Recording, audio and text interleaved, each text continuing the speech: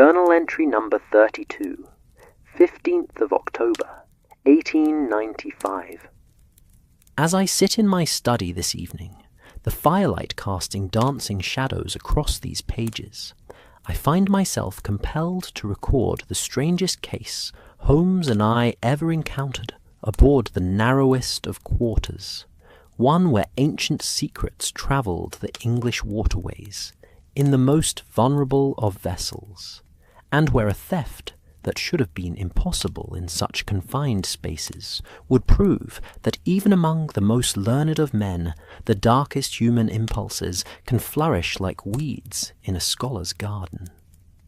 Little did we know, as we embarked upon what seemed a peaceful journey through the heart of England's canal system, that we would witness Holmes employ methods of deduction I had never seen before, confined as we were to a space no larger than my own sitting room, yet harbouring mysteries as deep as any we had encountered in the sprawling metropolis of London.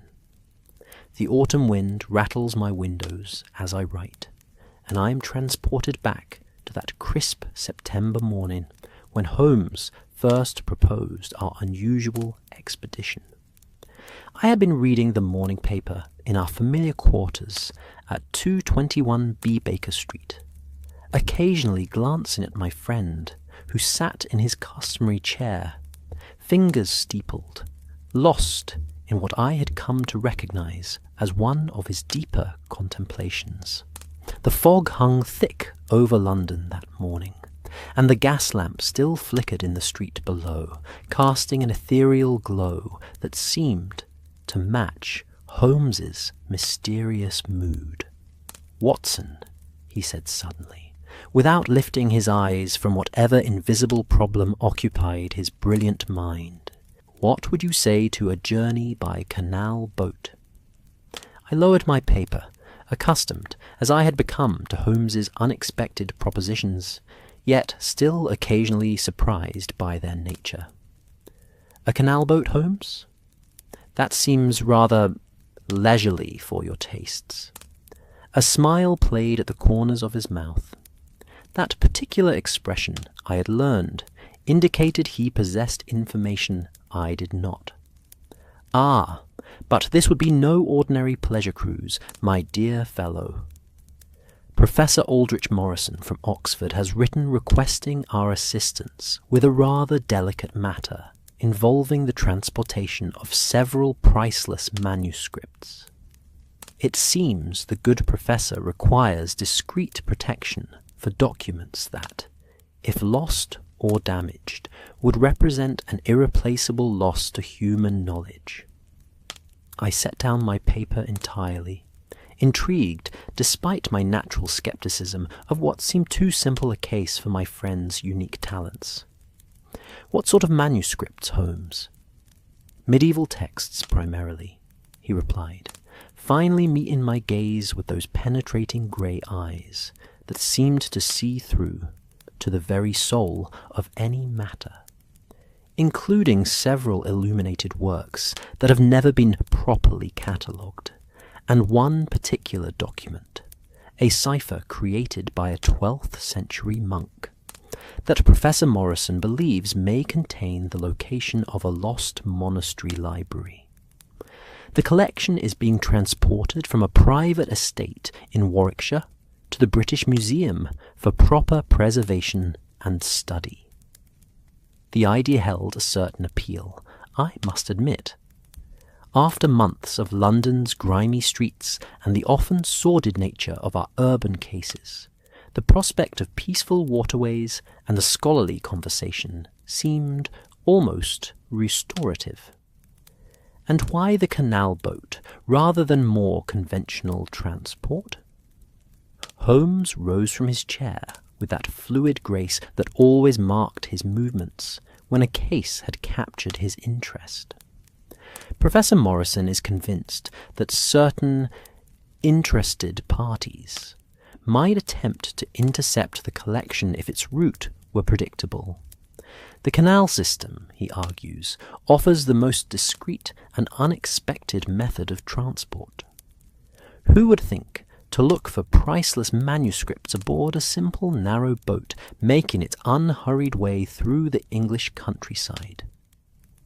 As I reflect now upon that conversation, I realize I should have recognized the flaw in such reasoning. If the good professor could conceive of the canal route as an ideal hiding place, surely others might reach the same conclusion. But at the time, caught up in Holmes's evident enthusiasm and my own desire for a change of scenery, I found myself agreeing to the venture with little hesitation. "When do we depart?" I asked. "Tomorrow morning," Holmes replied, already moving toward his desk to gather what I presumed were the relevant correspondence and details. We meet Professor Morrison and his companions at the Paddington Basin at 8 o'clock sharp. Pack light, Watson. We shall be travelling in rather close quarters. The next morning dawned clear and crisp, with that particular quality of light that marks the beginning of autumn in England. Holmes and I made our way through the bustling streets of London, our modest travelling bags in hand, towards the Canal Basin where our unusual journey would commence. I must confess to feeling a sense of adventure I had not experienced since our earlier cases, when the novelty of Holmes's methods still held the power to surprise me at every turn. The Paddington Basin presented a scene of controlled chaos, typical of any transport hub. Narrow boats lined the water in neat rows, their painted sides gleaming in the morning sun, while bargemen and passengers moved about their various preparations for departure.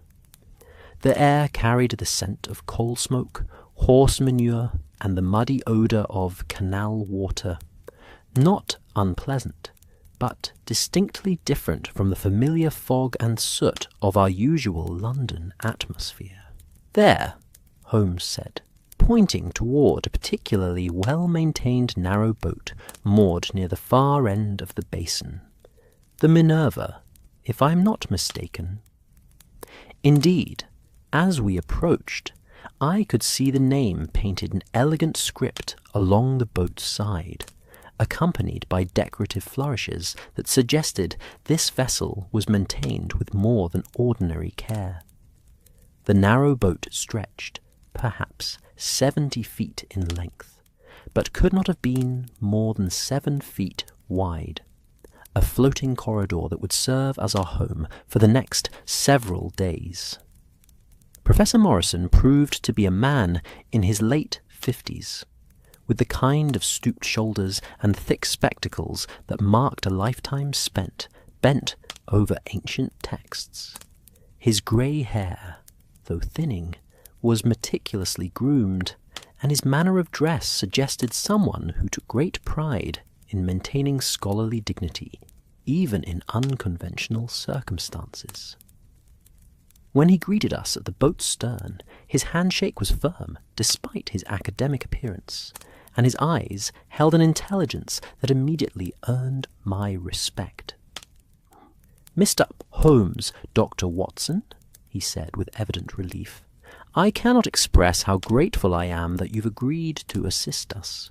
The importance of these manuscripts cannot be overstated, and I must confess to feeling somewhat out of my depth in matters of, well, security and such concerns."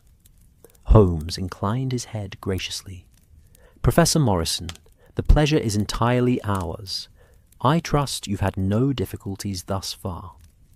"None whatsoever," Morrison replied, though I detected a slight hesitation in his voice that suggested perhaps not all was as smooth as he claimed. "Please, allow me to introduce you to our other companions for the journey." He led us onto the narrow boat, and I was immediately struck by how efficiently the limited space had been organized. Every inch seemed to serve a purpose. From the carefully arranged seating in what appeared to be a small salon area, to the neat galley visible through an open doorway toward the bow. The ceiling was lower than I was accustomed to, forcing even my moderate height to adjust, though Holmes, being taller, would clearly need to remain conscious of his head throughout our journey. Our first introduction was to Dr. Margaret Ashford, a woman I judged to be in her early 40s, whose presence aboard the vessel immediately challenged my preconceptions about scholarly expeditions. She possessed the kind of quiet confidence that spoke of considerable academic achievement, and when she rose to greet us, her handshake was as firm as any gentleman's I had encountered. Dr. Ashford specializes in medieval manuscripts, Professor Morrison explained, and her expertise in illuminated texts has been invaluable in cataloguing our collection. She will be overseeing the physical care of the documents during our journey. "A pleasure to meet you both, Doctor," Ashford said, her voice carrying the cultured tones of educated refinement. "I must say, Mr. Holmes, your reputation precedes you. Professor Morrison has spoken of little else since arranging for your assistance." Holmes acknowledged the compliment with his typical modest nod. "I hope our presence proves unnecessary, Doctor. A peaceful journey with scholarly conversation would suit me admirably. Our second companion required no introduction, for I recognized him immediately as Thomas Hartwell, whose archaeological discoveries in Egypt had been featured prominently in the scientific journals over the past several years. He was a man of perhaps 45, with the weathered complexion of someone who had spent considerable time under foreign suns, yet his manner was refined, and his conversation marked by the precision of a trained observer. "Dr. Watson, Mr. Holmes," Hartwell said, rising from where he had been examining what appeared to be a detailed map spread across the narrow table that dominated the salon area. "I've read your accounts with great interest, Doctor. Your description of investigative methodology has proven quite valuable in my own archaeological work." I felt a flush of pride at this unexpected praise, though I was careful not to let it show too prominently.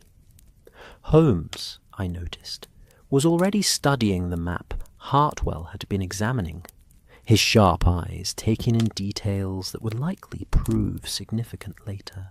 The final member of our party was perhaps the most intriguing. A young man introduced as Timothy Blackwood, Professor Morrison's research assistant, who could not have been more than 25 years of age. Despite his youth, there was something in his manner, a careful precision in his speech and movement, that suggested capabilities beyond his apparent experience. "Mr. Blackwood has been instrumental in organizing this expedition," Professor Morrison explained, as the young man greeted us with appropriate deference. "His attention to detail has ensured that every aspect of our journey has been properly planned." As I reflect upon these introductions now, I realize I should have paid closer attention to the subtle dynamics already at play among our companions. There was a certain tension in the air, barely perceptible, but present nonetheless, the kind of undercurrent that often precedes significant events in human affairs. Holmes, I suspect, noticed it immediately, though he gave no outward sign of his observations. The interior of the narrow boat proved to be a marvel of efficient design. Beyond the main salon where we had gathered, the vessel contained a well-appointed galley, several small sleeping compartments barely large enough for a single berth, and what Professor Morrison proudly showed us was a specially designed storage area where the manuscripts were kept in climate-controlled cases. The collection represents nearly 3 years of careful acquisition, Morrison explained, as he led us toward the stern of the boat where the precious documents were housed. Some were discovered in estate sales, others through private dealers, but each has been authenticated and represents a genuine contribution to our understanding of medieval scholarship. The storage area itself was impressive in its attention to preservation. The manuscript cases were arranged with mathematical precision, each clearly labelled and secured against the gentle motion of the boat. I counted perhaps 15 individual cases, varying in size from small boxes that might contain single documents to larger containers that clearly held multiple volumes. "And the cipher you mentioned?" Holmes inquired, his attention focused on a particularly elaborate case positioned at the centre of the collection. Professor Morrison's eyes lit with the enthusiasm of a scholar discussing his most prized possession.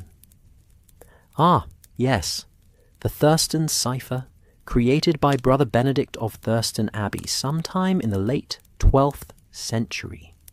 We believe it contains directions to a hidden library that was secreted away during the dissolution period. If we're correct, it could lead to the discovery of hundreds of texts thought lost forever." Holmes examined the case with his characteristic intensity, though he made no move to handle it without permission. "Fascinating. And you've had no success in deciphering it through conventional means?" "None whatsoever, Doctor," Ashford interjected, moving to join our examination of the collection. "The cipher employs a system we've never encountered before. It seems to combine traditional medieval cryptographic techniques with elements that suggest, well, something far more sophisticated than we would typically expect from that period."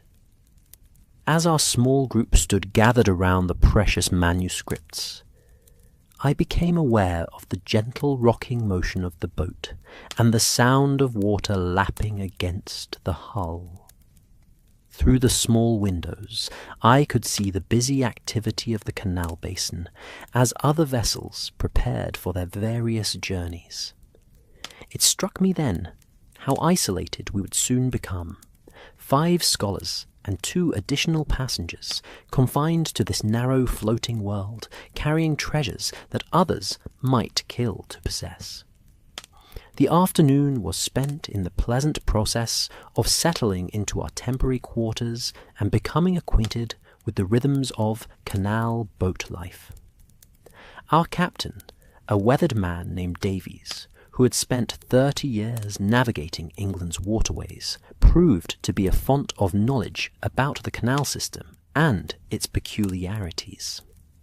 His wife, Mrs. Davies, served as cook and general caretaker, and her warm manner immediately put our scholarly party at ease. "We'll be making our way along the Grand Union Canal," Captain Davies explained as we prepared for departure, with stops at several locks along the route. "The journey to London should take us 4 days, assuming fair weather and no mechanical difficulties. You'll find the pace quite restful after city life, I expect." As the afternoon wore on, and we finally began our journey proper, I found myself increasingly charmed by the unique perspective canal travel offered. England looked different from the water level, more intimate somehow, as if we were being granted access to a hidden version of the countryside that few ever experienced. Village gardens backed up to the waterway, children waved from bridges, and the whole world seemed to move at a pace that allowed for genuine observation and reflection. Holmes, I noticed, had positioned himself in the stern of the boat, where he could observe both our fellow passengers and the passing landscape. His sharp eyes missed nothing. Not the way Timothy Blackwood seemed to hover protectively near the manuscript storage area, nor how Dr. Ashford kept checking her pocket watch with increasing frequency as the day progressed, nor the manner in which Thomas Hartwell studied our route with the intensity of someone memorizing every detail. As evening approached and Mrs. Davies began preparing dinner in the narrow galley, our little community gathered in the main salon. The conversation flowed easily among topics ranging from archaeological discoveries to recent developments in manuscript preservation techniques. Professor Morrison proved to be an entertaining storyteller, regaling us with tales of his various scholarly adventures, while Dr. Ashford demonstrated a wit and intelligence that I found increasingly admirable. The dinner itself was simple, but excellently prepared. Mrs. Davies clearly possessed considerable skill in creating satisfying meals despite the limitations of her floating kitchen. As we sat around the narrow table, sharing food and conversation by the light of oil lamps, I found myself thinking that this journey might prove to be exactly the peaceful interlude Holmes and I needed after our recent strenuous cases. How wrong I was. As I write these words now, with the full knowledge of what was to come, I can see the subtle signs that should have warned us. The way Timothy Blackwood excused himself frequently to check on the manuscripts. Dr. Ashford's tendency to fall silent whenever the conversation turned to the Thurston Cipher. Thomas Hartwell's habit of stepping outside onto the narrow deck, ostensibly to smoke his pipe, but always positioning himself where he could observe the surrounding countryside. But at the time, lulled by good food, pleasant company, and the gentle rocking motion of our floating home, I noticed only the immediate pleasure of scholarly conversation, and the peaceful atmosphere of our Canal journey. Even Holmes seemed more relaxed than usual, participating in discussions about medieval history and archaeological methodology, with genuine interest, rather than his typical analytical detachment. The night was clear and cool as we finally retired to our respective sleeping quarters. My small cabin was barely large enough for its narrow bunk and a tiny washstand, but it was clean and comfortable. Through the small porthole, I could see stars reflecting on the still water of the canal, and the sound of gentle lapping against the hull provided a soothing rhythm that I expected would ensure a peaceful night's sleep. As I settled into my narrow bunk, I could hear the quiet sounds of our companions preparing for rest. Footsteps on the deck above, the soft closing of cabin doors, and the gradual settling of our floating community into the rhythm of night aboard a canal boat. Captain Davies had assured us that we would be perfectly safe, moored where we were, and the peaceful atmosphere of our surroundings seemed to confirm his assessment. I drifted off to sleep, thinking of ancient manuscripts and medieval ciphers, scholarly conversations, and the gentle romance of travel by waterway. I was, as I now realize, living through the last hours of innocence our little expedition would enjoy. For when morning came, it would bring with it the discovery that would transform our peaceful scholarly journey into one of the most challenging cases of Holmes's career, confined as we would be to the narrow world of our canal boat, with nowhere to escape and no one to trust completely. But that is a tale for tomorrow's reflection. Tonight I am content to remember those final hours of peace, when the most precious manuscripts in England rested safely in their cases below deck, and 5 scholars shared the simple pleasure of travelling together through the heart of the English countryside, bound by common purpose and innocent of the drama that was to unfold. The morning of our second day dawned with that peculiar quality of light that comes only on the water, soft, diffused, and somehow more intimate than the harsh illumination of city streets. I awoke to the gentle sounds of canal life, the distant call of a lock-keeper, the soft splash of water against our hull, and the melodic chirping of birds that seemed to welcome the narrowboat community into another day of peaceful travel. As I dressed in my small cabin, I reflected on how quickly one adapts to confined spaces when necessity demands it. My medical training had taught me the importance of making efficient use of limited resources, and I found myself appreciating the thoughtful design that allowed every inch of our floating home to serve a useful purpose. The narrow mirror above my washstand reflected a face that already showed signs of the relaxation this journey was providing. The tension lines around my eyes had softened, and there was a healthier colour to my complexion than I had seen in months. Emerging from my cabin, I found Holmes already seated in the main salon, a cup of tea in his hands, and that expression of quiet observation that I had learned indicated he was cataloguing and analysing everything around him. He acknowledged my greeting with a nod, but I could see his attention was focused on our companions as they began to stir and make their appearances for the morning meal. "Sleep well, Watson?" he inquired, though his eyes continued their systematic observation of our surroundings. "Remarkably well," I replied honestly. "There's something about the water that seems to encourage peaceful rest. Though I notice you've been awake for some time."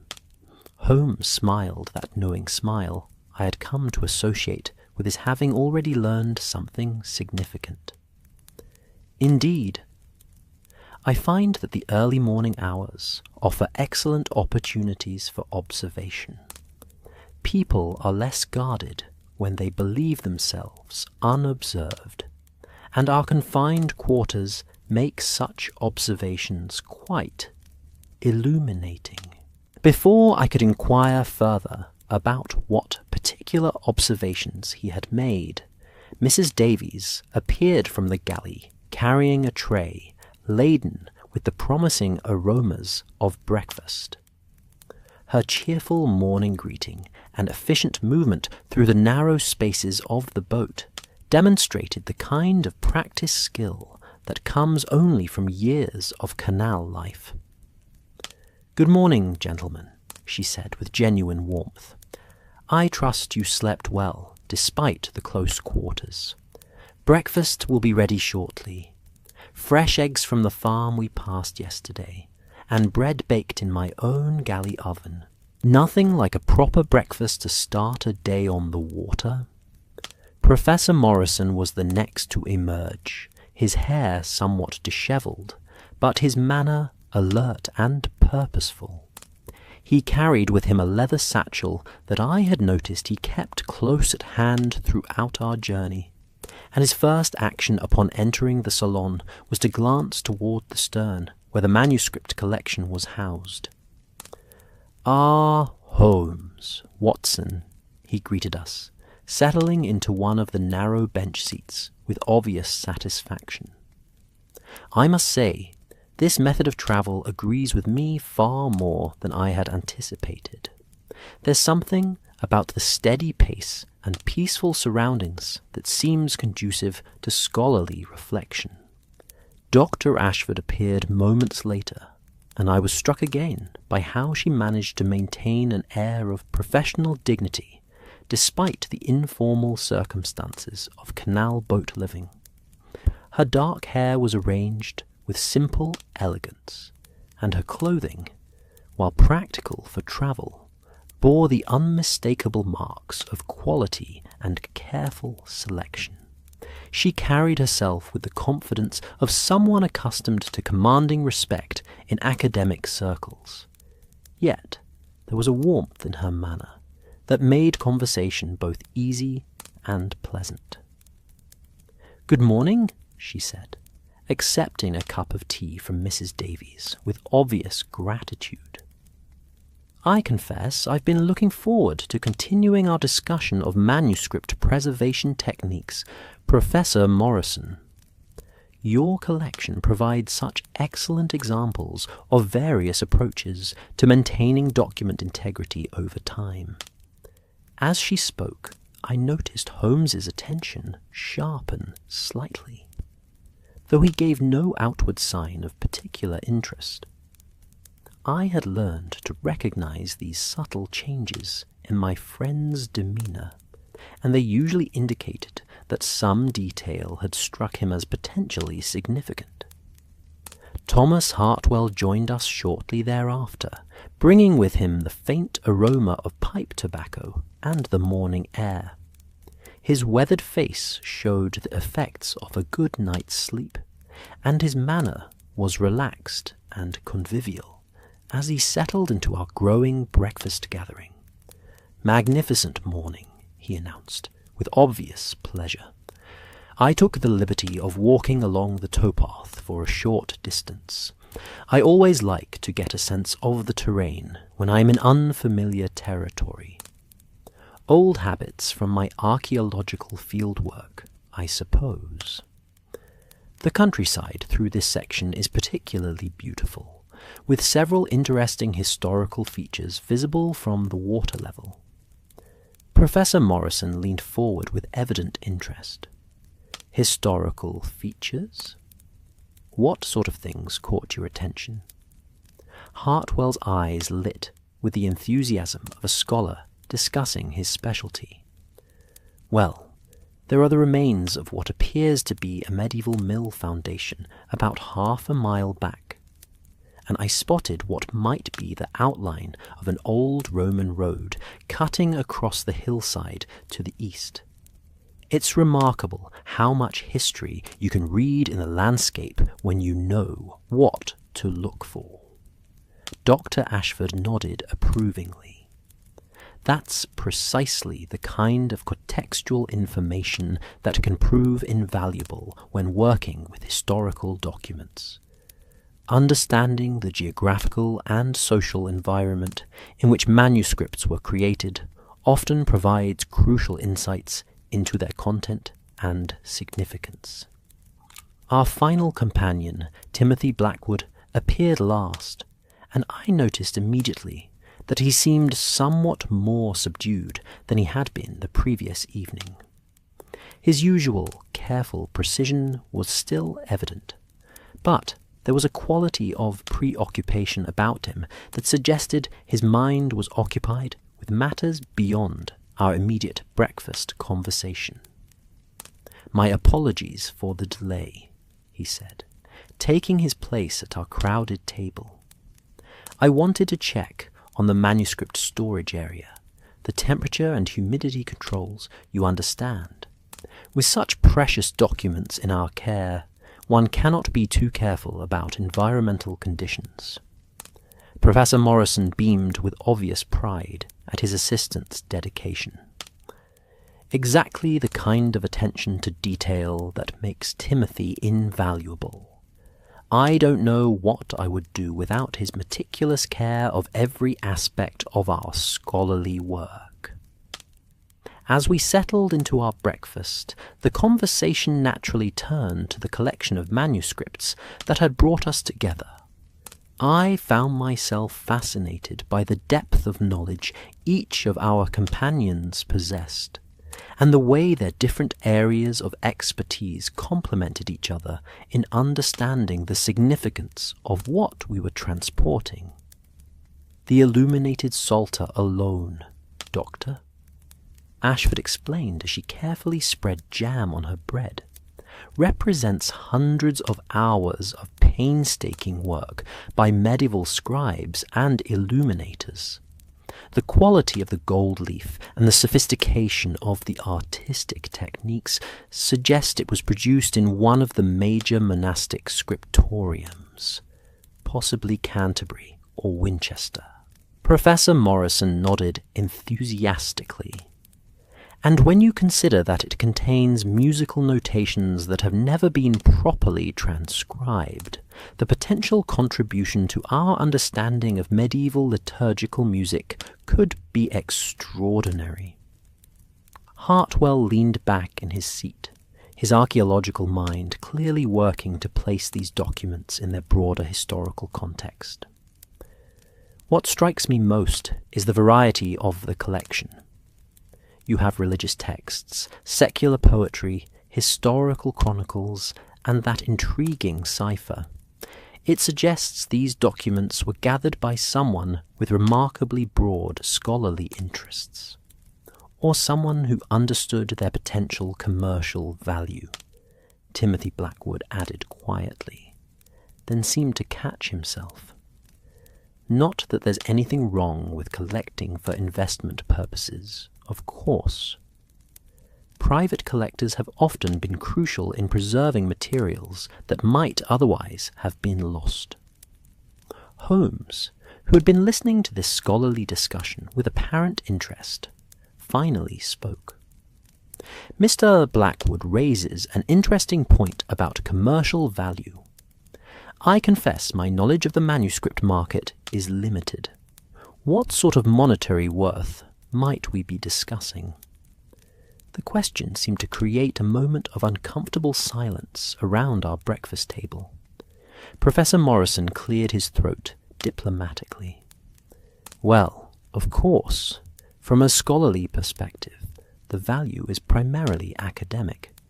However, I suppose if one were to consider market prices.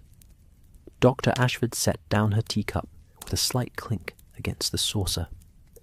Some of the pieces in the collection would be worth several £1,000s to the right collector. The illuminated texts in particular command extraordinary prices at auction. And the cipher? Holmes inquired casually, though I detected the sharp focus that indicated genuine professional interest. If it truly leads to a lost monastic library, Hartwell said thoughtfully, the finder would essentially control access to potentially hundreds of undiscovered historical documents. The academic prestige alone would be immeasurable, to say nothing of the financial implications. Timothy Blackwood has grown increasingly quiet during this discussion of values and implications, and I noticed he kept glancing toward the stern of the boat where the manuscripts were housed. There was something in his manner that suggested his internal conflict, though I could not then identify its precise nature. Mrs. Davies appeared to clear away our breakfast dishes, and her warm, practical presence seemed to lighten the slightly tense atmosphere that had developed around our table. "More tea for anyone?" she inquired cheerfully. "Captain Davies says we'll be approaching Braunston Lock within the hour, so you'll have a chance to stretch your legs and see a bit of proper canal engineering in action." As our scholarly party began to disperse after breakfast, I found myself drawn into conversation with Dr. Ashford about her work with medieval manuscripts. Her expertise was genuinely impressive, and I was struck by the breadth of her knowledge, not only about the technical aspects of document preservation, but also about the historical and cultural contexts that made these works significant. "The thing most people don't realize," she explained as we stood on the narrow deck watching the English countryside drift past, "is that manuscripts aren't just repositories of text. They're physical artifacts that can tell us about paper-making techniques, ink formulations, binding methods, even the social and economic conditions under which they were produced.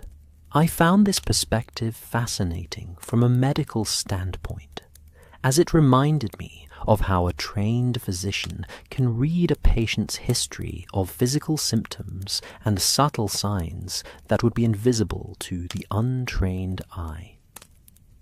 Do you find that your work requires skills similar to detective work? I asked. Dr. Ashford laughed, a pleasant sound that carried across the water. More than you might think, actually. We often have to piece together fragments of evidence, make logical deductions based on limited information, and challenge accepted theories when the physical evidence doesn't support them. Holmes, who had been standing nearby examining the mechanisms of the boat's steering system with Captain Davies, seemed to overhear this comment. An interesting parallel, Doctor. Ashford. I've often thought that scholarly research and criminal investigation share many methodological similarities. Indeed they do, Mr. Holmes, she replied. In fact, I found your published cases quite instructive in thinking about how to approach historical puzzles. The way you emphasize the importance of observing details that others might overlook has proven quite applicable to manuscript analysis. I felt a flush of professional pride at this acknowledgement of the value of our work, though I was careful not to let it show too prominently. Holmes, characteristically, seemed more interested in pursuing the intellectual connection than accepting the compliment. What sort of details, specifically? He inquired. Dr. Ashford considered the question carefully. Well, for instance, the quality of parchment can tell you about the economic resources of the institution where a manuscript was produced.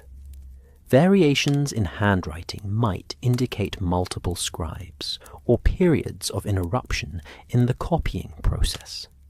Even the types of errors and corrections can provide insights into working conditions, literacy levels, and the care with which the work was supervised. Professor Morrison, who had been listening to this conversation while reviewing some papers from his leather satchel, looked up with obvious enthusiasm. Dr. Ashford is being modest about her own contributions to the field. Her analysis of the Thurston cipher has already revealed several important clues about its construction, even though we haven't yet succeeded in deciphering its actual content. Holmes's interest sharpened visibly. What sort of clues? Dr. Ashford glanced at Professor Morrison, who nodded encouragingly. Well, the parchment itself is of exceptionally high quality, much finer than would typically be used for routine monastic correspondence. The ink contains traces of rare minerals that suggest expensive imported pigments, and the handwriting, while superficially appearing to be the work of a single scribe, actually shows subtle variations that indicate at least 3 different individuals were involved in its creation. 3 different individuals. I found myself intrigued despite my limited knowledge of such matters. The main text appears to have been written by someone with exceptional calligraphic skills, probably a professional scribe of the highest caliber. But some of the marginal notations show the characteristics of a different hand, perhaps someone with scholarly training, but less formal writing experience. And there are certain corrections and additions that suggest a third person reviewed and modified the work. Thomas Hartwell had joined our conversation, drawn by the discussion of analytical techniques that clearly resonated with his archaeological background. That's fascinating. In my own work, I've found that understanding the process of creation can be just as important as understanding the final product. When you're excavating a site, the layers of construction, modification, and abandonment tell a story that's often more revealing than any individual artifact. Holmes nodded thoughtfully. And in the case of the Thurston Cipher, what story do you believe these physical characteristics are telling? Dr. Ashford exchanged glances with Professor Morrison before answering. We believe the cipher wasn't simply a routine piece of monastic correspondence, but rather a document of exceptional importance that required the collaboration of multiple individuals with different types of expertise. The quality of materials and the care taken in its construction suggest it was meant to survive for centuries. Which brings us back to its potential significance, Professor Morrison added. If Brother Benedict truly was encoding the location of a hidden library, he would have wanted to ensure that the information could be preserved and eventually decoded by future generations of scholars. Timothy Blackwood, who had been standing nearby pretending to examine the boat's rigging, seemed to tense at this discussion of the cipher's importance. I noticed his hands clench slightly, and there was something in his expression that suggested internal struggle, though I could not then interpret its meaning. The approach to Braunston Lock provided a welcome distraction from these scholarly discussions, and I found myself genuinely fascinated by the engineering marvel that allowed canal boats to navigate changes in water level. Captain Davies proved to be an excellent guide, explaining the mechanical principles involved while demonstrating the practical skills required to maneuver our narrow boat through the lock system. Been working these waterways for 30 years. He explained, as he guided the Minerva into the lock chamber. And I still find satisfaction in the precision it requires. Everything has to work together. The timing, the water levels, the handling of the boat. It's rather like conducting an orchestra, in a way. As we waited for the water level to adjust, our small party stood on deck, watching the lock mechanisms work their mechanical magic. The enclosed stone walls of the lock chamber created an intimate space that seemed to encourage quiet conversation, and I noticed how our scholarly companions seemed to pair off naturally into smaller discussion groups. Professor Morrison and Thomas Hartwell found themselves deep in conversation about the relationship between archaeological discovery and historical documentation. Their different perspectives, one focused on written records, the other on physical evidence, created a fascinating dialogue about how scholars in different fields might collaborate more effectively. Dr. Ashford and Timothy Blackwood stood somewhat apart, engaged in what appeared to be a more serious discussion about practical aspects of manuscript care and transportation. I could not overhear their conversation, but there seemed to be some disagreement between them, judging from their gestures and expressions. Holmes, meanwhile, had positioned himself where he could observe both our fellow passengers and the activity around the lock. His sharp eyes missed nothing.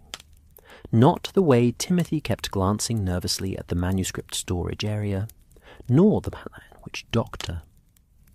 Ashford seemed to be studying our surroundings with more than casual interest, nor the frequency with which Professor Morrison checked his pocket watch. As we continued our journey beyond the lock, the afternoon settling into the gentle rhythm of canal travel, I found myself reflecting on how quickly our little community had developed its own social dynamics. In less than 24 hours, personalities had emerged, relationships had begun to form, and subtle tensions had started to manifest themselves. The confined space of the narrow boat seemed to intensify these human interactions, creating an atmosphere where every gesture, every word, every glance carried heightened significance. It was rather like being part of a theatrical production, where the stage was impossibly small and the audience was also the cast. As evening approached and Mrs. Davies began preparations for another of her excellent dinners, I noticed that Holmes had grown increasingly quiet and observant.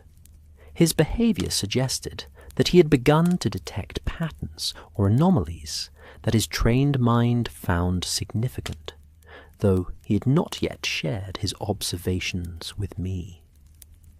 The dinner conversation that evening was somewhat more subdued than it had been the previous night. While the topics remained scholarly and the company remained pleasant, there was an undercurrent of tension that had not been present before.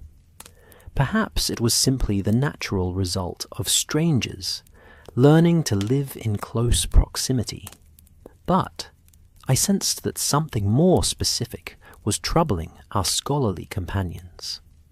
Dr. Ashford, in particular, seemed preoccupied with thoughts she did not share, and I noticed her attention wandering from the conversation more frequently than before.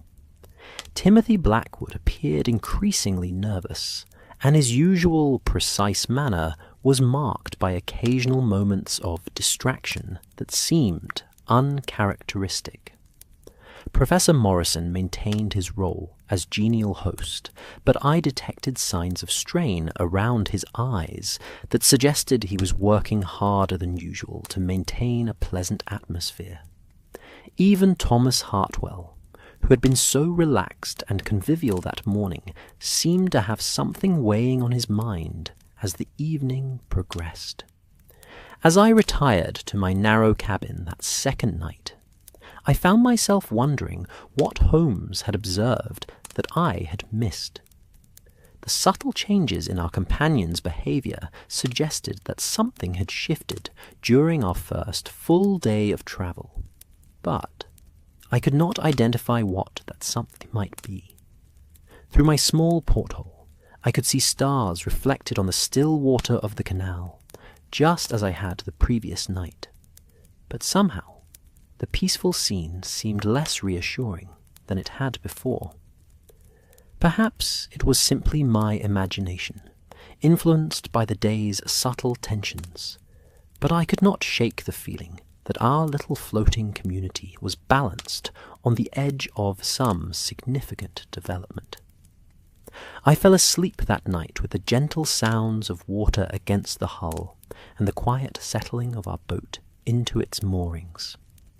But my dreams were troubled by images of precious manuscripts floating away on dark water, and scholars whose faces seemed to change each time I looked at them directly. I was awakened on our third morning, not by the gentle sounds of canal life that had marked our previous days, but by a cry of distress that cut through the peaceful atmosphere of our floating sanctuary like a blade through silk. The sound came from the direction of the manuscript storage area, and it carried with it a note of panic that instantly transformed our serene scholarly expedition into something far more sinister. Rising quickly from my narrow bunk, I pulled on my clothes with the practiced efficiency that years of medical emergencies had taught me, though I confess my hands trembled slightly as I fastened my collar. Through the thin walls of our narrow boat, I could hear urgent voices and the sound of rapid footsteps on the deck above. The very quality of the commotion suggested that our peaceful journey had encountered its first serious crisis. Holmes was already in the main salon when I emerged from my cabin, his keen eyes alert and focused despite the early hour. He had clearly been awake for some time, as was his habit, and his manner suggested that he'd been expecting some development of this nature. There was no surprise in his expression, only the sharp attention of a hunter who had detected the first signs of his quarry. "What's happened?" I asked, though the grim set of his features already suggested the nature of our morning's discovery. "Professor Morrison has discovered that the Thurston cipher is missing," Holmes replied quietly, his voice carrying just enough volume to reach me without alerting our companions to his observations. He found the storage case empty when he conducted his morning inspection of the collection. Before I could respond, Professor Morrison himself appeared in the salon doorway, his face pale and his hands visibly shaking. The careful, scholarly composure that had marked his demeanour throughout our journey had vanished entirely, replaced by the kind of distress that comes only from the loss of something irreplaceable. "Gentlemen," he said, his voice barely steady, "I must ask for your immediate assistance. The cipher, the Thurston cipher, it's gone. The case was locked when I retired last night, and it remains locked this morning, but the document itself has vanished completely." Holmes rose from his seat with that fluid grace that always marked his transition from rest to action. "Professor, please sit down and tell us exactly what you discovered. Every detail, no matter how seemingly insignificant, may prove crucial." Morrison sank into one of the narrow bench seats, and I noticed how his scholarly hands that I had observed handling precious manuscripts with reverent care, now clutched at each other as if seeking some anchor in his distress. "I always check the collection first thing each morning," he began, his voice gaining slight strength as he focused on the familiar routine. "It's been my practice for years. Temperature, humidity, the security of each individual case." Dr. Ashford appeared in the salon, her clothing hastily arranged, but her manner immediately professional. "Professor Morrison, what's wrong? I heard you call out." "The cipher is gone, Margaret," Morrison said, using her Christian name for the first time in my hearing. "The Thurston cipher has been taken from its case." The effect of these words on Dr. Ashford was immediate and dramatic. Her face went ashen, and she grasped the doorframe for support as if the narrow boat had suddenly begun pitching in rough seas. "That's impossible," she whispered. "The cases are all locked, and you keep the only keys." Holmes stepped forward with the calm authority that had served him so well in countless investigations. "Dr. Ashford, perhaps you could assist Professor Morrison in conducting a complete inventory of the collection. I should like to know immediately if anything else is missing or has been disturbed." Timothy Blackwood arrived in the salon at that moment, his young face showing signs of having been roused from sleep, but his eyes immediately alert to the crisis at hand. "What's happened?" he asked, though something in his manner suggested he might already suspect the nature of our emergency. "The cipher has been stolen," Professor Morrison said, his voice now carrying a note of accusation that seemed directed at the world in general, rather than any specific individual. "Someone aboard this boat has taken the most precious document in my collection." The word "stolen" seemed to echo in the confined space of our salon, transforming our scholarly gathering into something far more serious. Timothy Blackwood's reaction was particularly striking. He seemed to shrink into himself, his usual precise manner replaced by what I could only describe as barely controlled panic. Thomas Hartwell appeared last, drawn by the sound of urgent voices, his archaeologist's instincts clearly alert to the presence of crisis. "I say, what's all this about? Has something happened to the manuscripts?" Holmes had been observing each of these reactions with his characteristic intensity, and I could see his mind cataloguing and analysing every gesture, every expression, every word. "Mr. Orr Hartwell," he said calmly, "perhaps you could assist Captain Davies in securing the boat. I think it would be wise to ensure that no one leaves the vessel until we can determine exactly what has occurred." The suggestion that one of our scholarly parties might be responsible for theft created a moment of stunned silence. The idea seemed to violate everything we had believed about our civilized floating community. Yet the logic was inescapable. If the cipher had indeed been stolen, the thief had to be someone with access to our confined quarters. Dr. Ashford and Professor Morrison disappeared toward the manuscript storage area, voices carrying back to us in urgent, whispered consultation. I could hear the sounds of cases being opened and examined, followed by what I interpreted as sighs of relief. Presumably, the other documents remained secure. Holmes moved to the narrow window that looked out over the canal, his sharp eyes scanning our immediate surroundings with systematic thoroughness. "Watson," he said quietly, "I should like you to observe our companions carefully over the next few minutes. Note any signs of unusual behavior, anything that strikes you as inconsistent with their previous demeanor." Timothy Blackwood had seated himself at the narrow table, his head in his hands, in what appeared to be genuine despair. But, as I watched him more closely, following Holmes's instruction, I began to notice subtle details that suggested his distress might not be entirely what it appeared. His breathing, while rapid, was controlled rather than panicked. His hands, though covering his face, were steady rather than trembling. And when he thought no one was observing, I caught glimpses of his eyes moving systematically around the salon, as if cataloguing our reactions. Thomas Hartwell had moved toward the stern of the boat, ostensibly to speak with Captain Davies about securing our position, but I noticed that his path took him directly past the manuscript storage area. He paused there for several moments longer than seemed necessary, and his manner suggested intense listening rather than casual interest.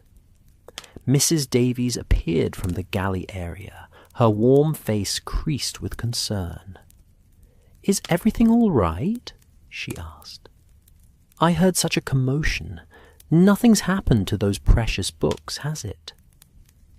Professor Morrison and Dr. Ashford returned to the salon, their faces grim but showing signs of partial relief.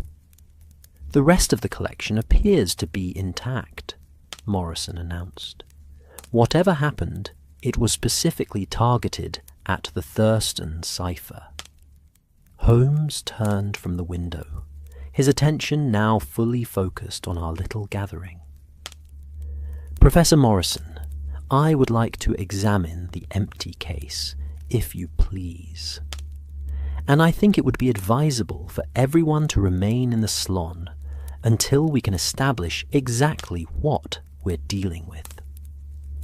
The suggestion created an immediate tension among our scholarly party.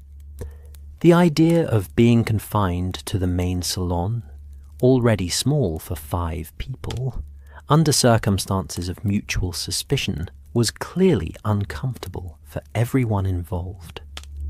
"Surely you don't suspect one of us?" Thomas Hartwell said, his voice carrying a note of indignation. "We're all respected scholars. The idea that any of us would steal from Professor Morrison's collection is simply preposterous." Holmes regarded him with that calm, measuring look that I had seen him use countless times when evaluating potential suspects. "Mr. Hartwell, I suspect everyone and no one until the evidence tells me otherwise. The simple facts are these. The cipher was secure in its locked case last night, and it has vanished this morning. Either someone with access to this boat has taken it, or we're dealing with circumstances that defy normal explanation." Dr. Ashford had grown increasingly agitated during this exchange, and I noticed her hands moving restlessly, smoothing her skirts and adjusting her hair with nervous energy that seemed quite unlike her usual composed manner. "There must be some explanation," she said. "Perhaps the document simply fell out of its case, or became displaced somehow."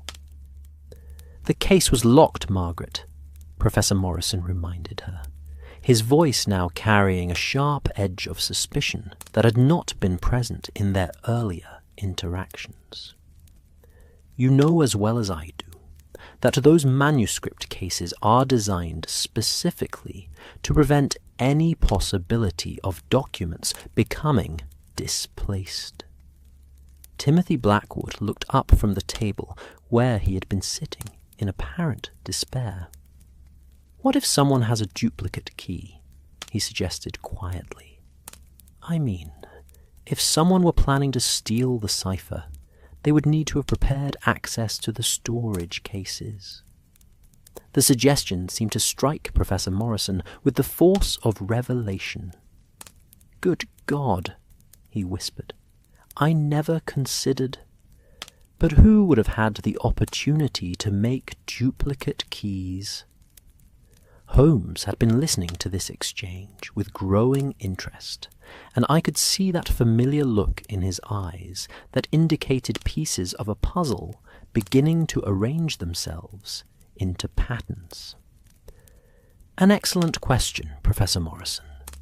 Who has had access to your keys during the preparation for this journey?" The question hung in the air like an accusation, and I watched as each of our companions seemed to consider the implications. The scholarly fellowship that had characterized our first 2 days aboard the narrow boat was rapidly dissolving into an atmosphere of mutual suspicion and barely concealed accusations. "I keep my keys with me at all times," Morrison said slowly, his hand moving instinctively to the pocket where I had noticed he carried his leather key case. "But during the packing and preparation phase, several people necessarily had access to the storage area while the cases were being arranged and secured." Dr. Ashford's face had grown even paler during this discussion, and I noticed she kept glancing toward Timothy Blackwood as if seeking some form of reassurance or support. The young research assistant, however, seemed lost in his own thoughts and appeared unaware of her attention. Thomas Hartwell had returned from his consultation with Captain Davies, and his manner suggested growing impatience with the entire situation. "Look here," he said, "this is all very unfortunate, but standing around making accusations won't recover the missing document. Shouldn't we be organizing a proper search of the boat? Perhaps the cipher has simply been mislaid somehow." Holmes nodded approvingly. "An excellent suggestion, Mr. Hartwell. I propose we conduct a systematic search of the entire vessel, with everyone participating. That way, no one can be accused of having concealed anything, and if the document has indeed been simply mislaid, we should discover it quickly." The idea of a comprehensive search seemed to increase the tension among our party rather than relieve it. I noticed Timothy Blackwood's face had grown even more pale at the suggestion. While Doctor. Ashford seemed to be struggling with some internal conflict that she was not prepared to share. Mrs. Davies, who had been listening to our discussion with growing concern, stepped forward with the practical wisdom that seemed to characterize all her contributions to our floating community. "If you're going to search the boat proper," she said, "you'll need to do it systematic-like. These narrow boats may look small, but there's more hiding places than you'd think, especially if someone was determined to conceal something." Holmes's eyes lit with appreciation for this practical insight. "Mrs. Davies, your knowledge of the boat's layout could prove invaluable. Perhaps you could assist us in ensuring that we don't overlook any possible hiding places." As we began to organize our search, I found myself observing the reactions of our companions with the analytical eye that years of partnership with Holmes had developed in me. Each person's response to the idea of a systematic search seemed to reveal something about their state of mind and their relationship to our missing cipher. Professor Morrison appeared genuinely eager to begin the search, as if the activity itself might provide some relief from the helpless anxiety that had marked his demeanor since discovering the theft. His scholarly mind seemed to appreciate the methodical approach, and he began immediately suggesting areas that should receive particular attention. Dr. Ashford, by contrast, seemed increasingly uncomfortable with the proposed search. She kept glancing around the narrow confines of our salon, as if seeking some escape from the situation, and her usual confident manner had been replaced by nervous energy that seemed barely contained. Timothy Blackwood had grown quieter and more withdrawn as the discussion progressed. His earlier suggestion about duplicate keys had seemed to exhaust his contribution to the problem, and he now sat in apparent dejection, occasionally glancing up at the rest of us, with an expression I found difficult to interpret.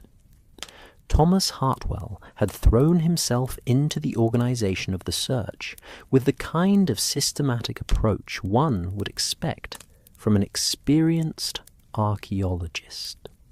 His professional experience with careful examination of confined spaces was clearly serving him well, and he had already begun suggesting a logical progression through the boat's various compartments.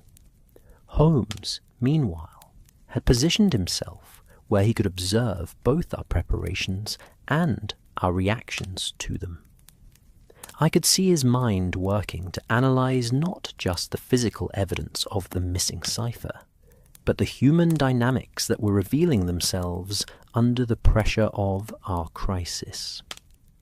"Before we begin our search," Holmes announced, "I think it would be helpful if each of you could account for your movements during the night, not as accusations, but simply to establish a timeline that might help us understand when and how the theft could have occurred." The request created another moment of uncomfortable silence. The idea of providing alibis transformed our scholarly expedition definitively into a criminal investigation, with all the uncomfortable implications that such a transformation entailed. Professor Morrison cleared his throat nervously. I retired to my cabin immediately after our evening discussion, perhaps 9:30 or 10 o'clock.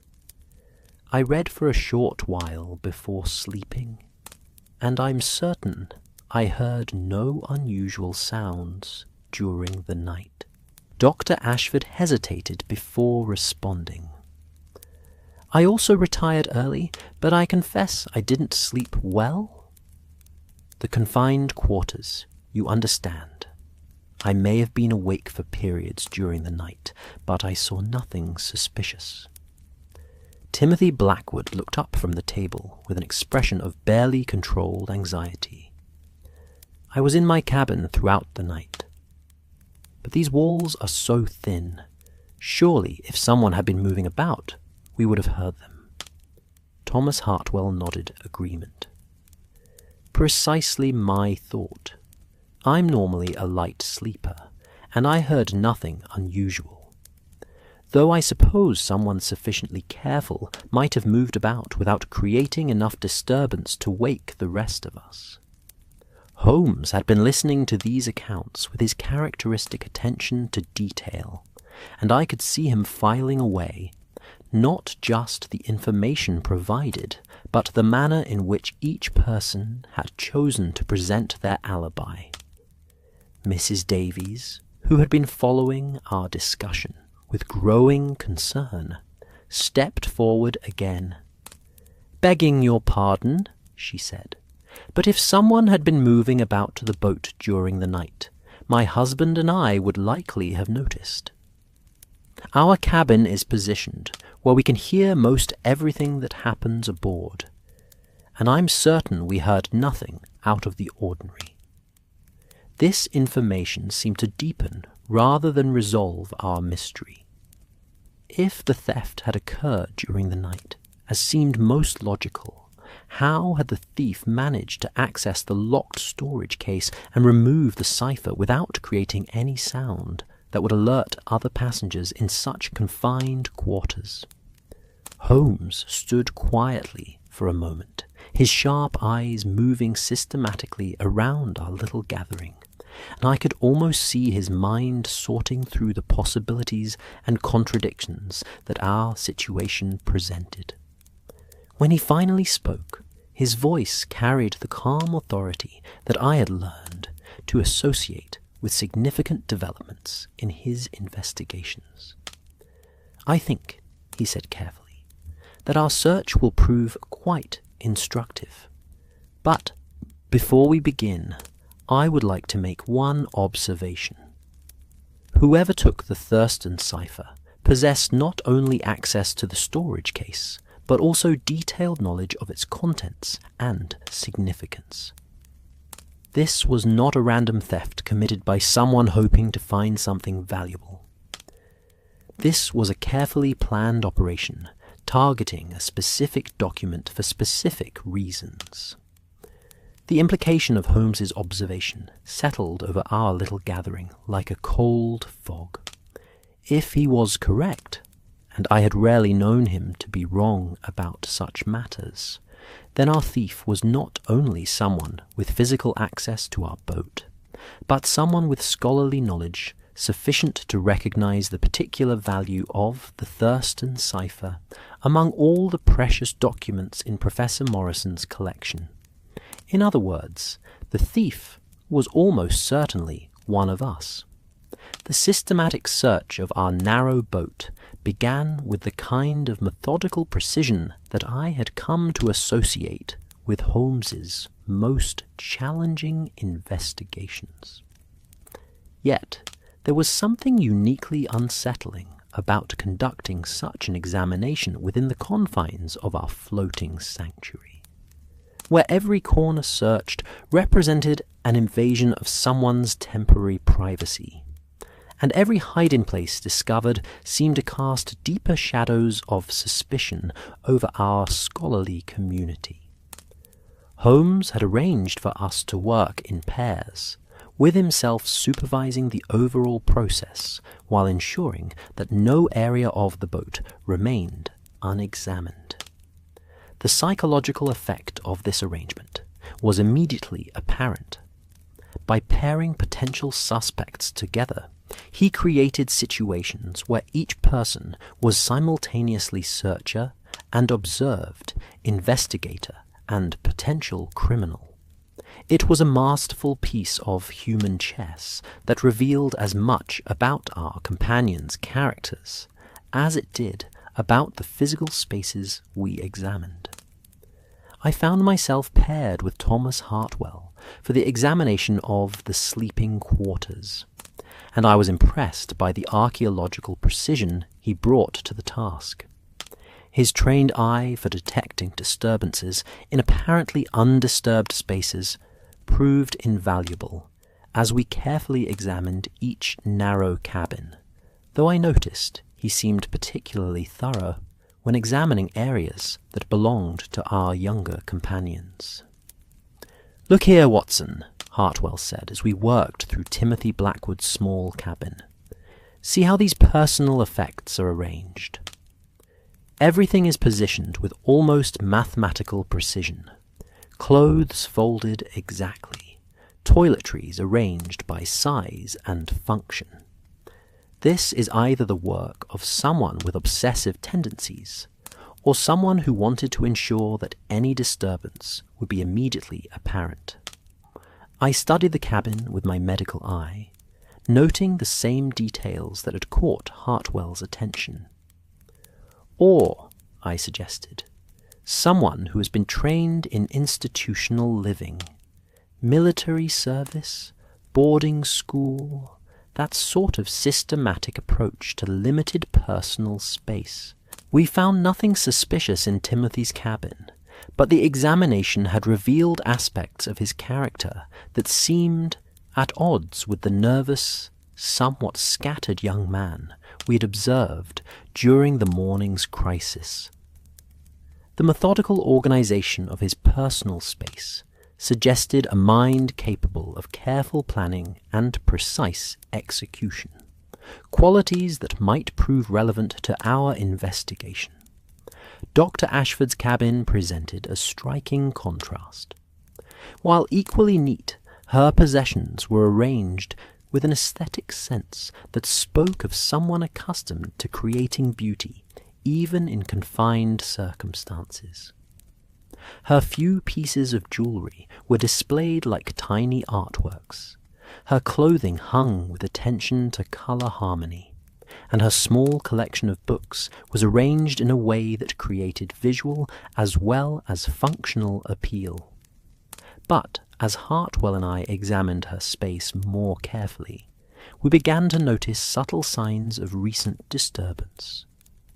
A book slightly out of alignment with its neighbours, a hairbrush positioned differently than the pattern suggested it should be, a small stack of papers that showed signs of having been handled and restacked during the night. "Someone has been through this cabin recently," Hartwell observed quietly. "Either Dr. Ashford herself was searching for something during the night, or someone else conducted a very careful examination of her possessions." The implications of this discovery sent a chill through me that had nothing to do with the morning air on the canal. If someone had been searching Dr. Ashford's cabin during the night, it suggested a level of premeditation and calculated risk-taking that made our situation far more serious than a simple theft might have warranted.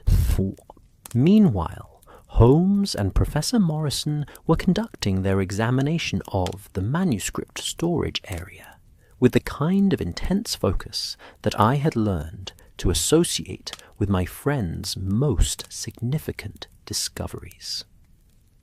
Through the thin walls of the narrow boat, I could hear their quiet conversation as they analyzed every aspect of the storage system, from the lock mechanisms to the environmental controls. "The case itself shows no signs of forced entry," I heard Holmes observe. "The lock mechanism is intact, the hinges undamaged. Whoever opened this case either possessed a key or has skills with locks that approach the professional level." Professor Morrison's response carried a note of growing bewilderment. "But I keep the only keys with me at all times. Even during the preparation phase, I never allowed the keys out of my direct control for more than a few minutes."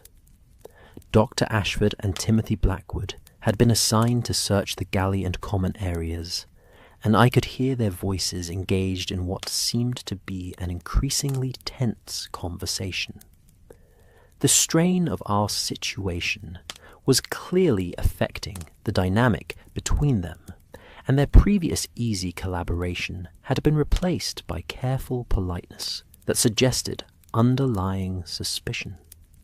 "Margaret," I heard Timothy say quietly, "surely you don't believe that one of us actually stole the cipher? We're scholars, not criminals. There must be some other explanation." Dr. Ashford's response was barely audible, but the tone suggested frustration and anxiety. "Timothy, I don't know what to believe anymore. All I know is that a priceless document has vanished, and the evidence suggests it had to be taken by someone aboard this boat." As Hartwell and I completed our examination of the sleeping quarters and moved on to search the deck areas, I found myself reflecting on how quickly our peaceful scholarly expedition had transformed into something resembling a criminal investigation.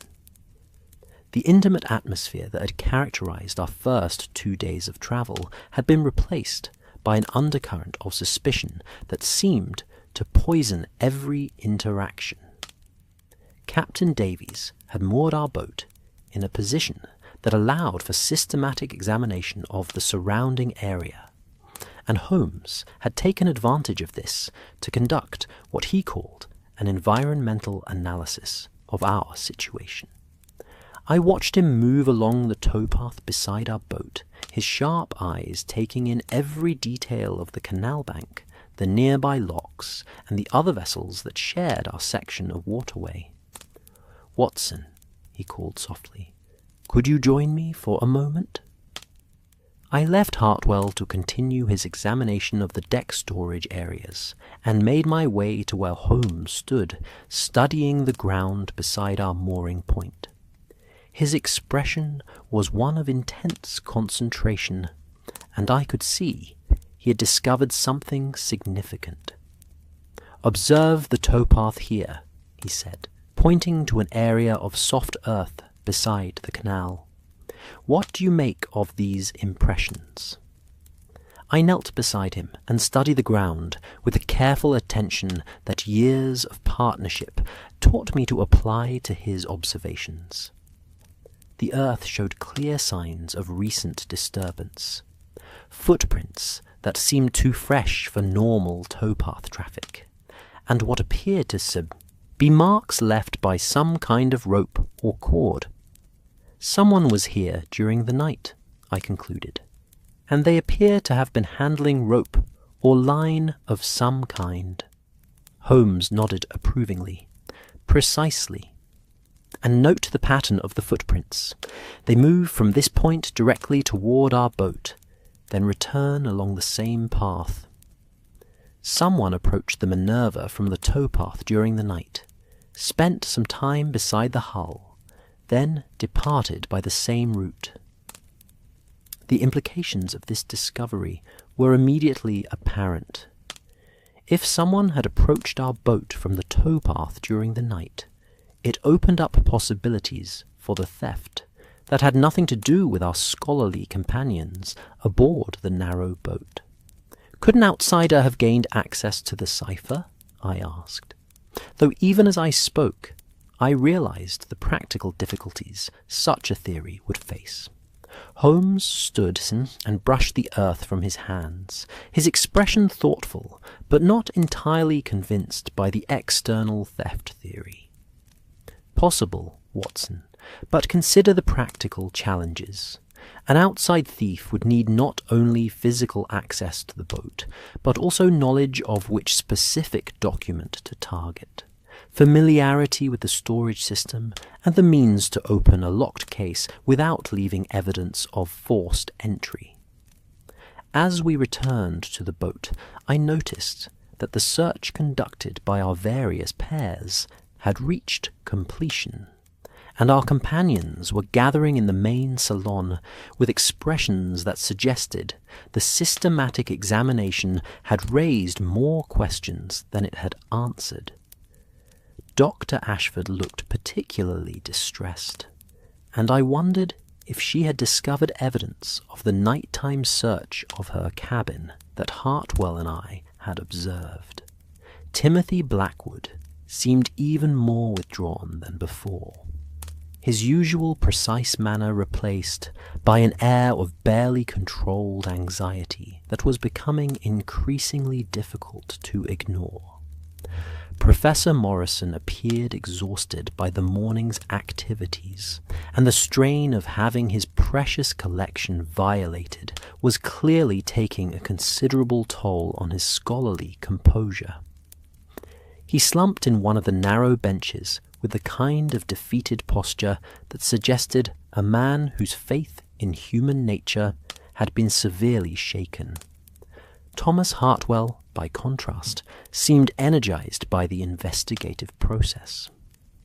His archaeological training had clearly prepared him for systematic analysis of evidence, and he carried himself with the confidence of someone who believed methodical examination would eventually reveal the truth.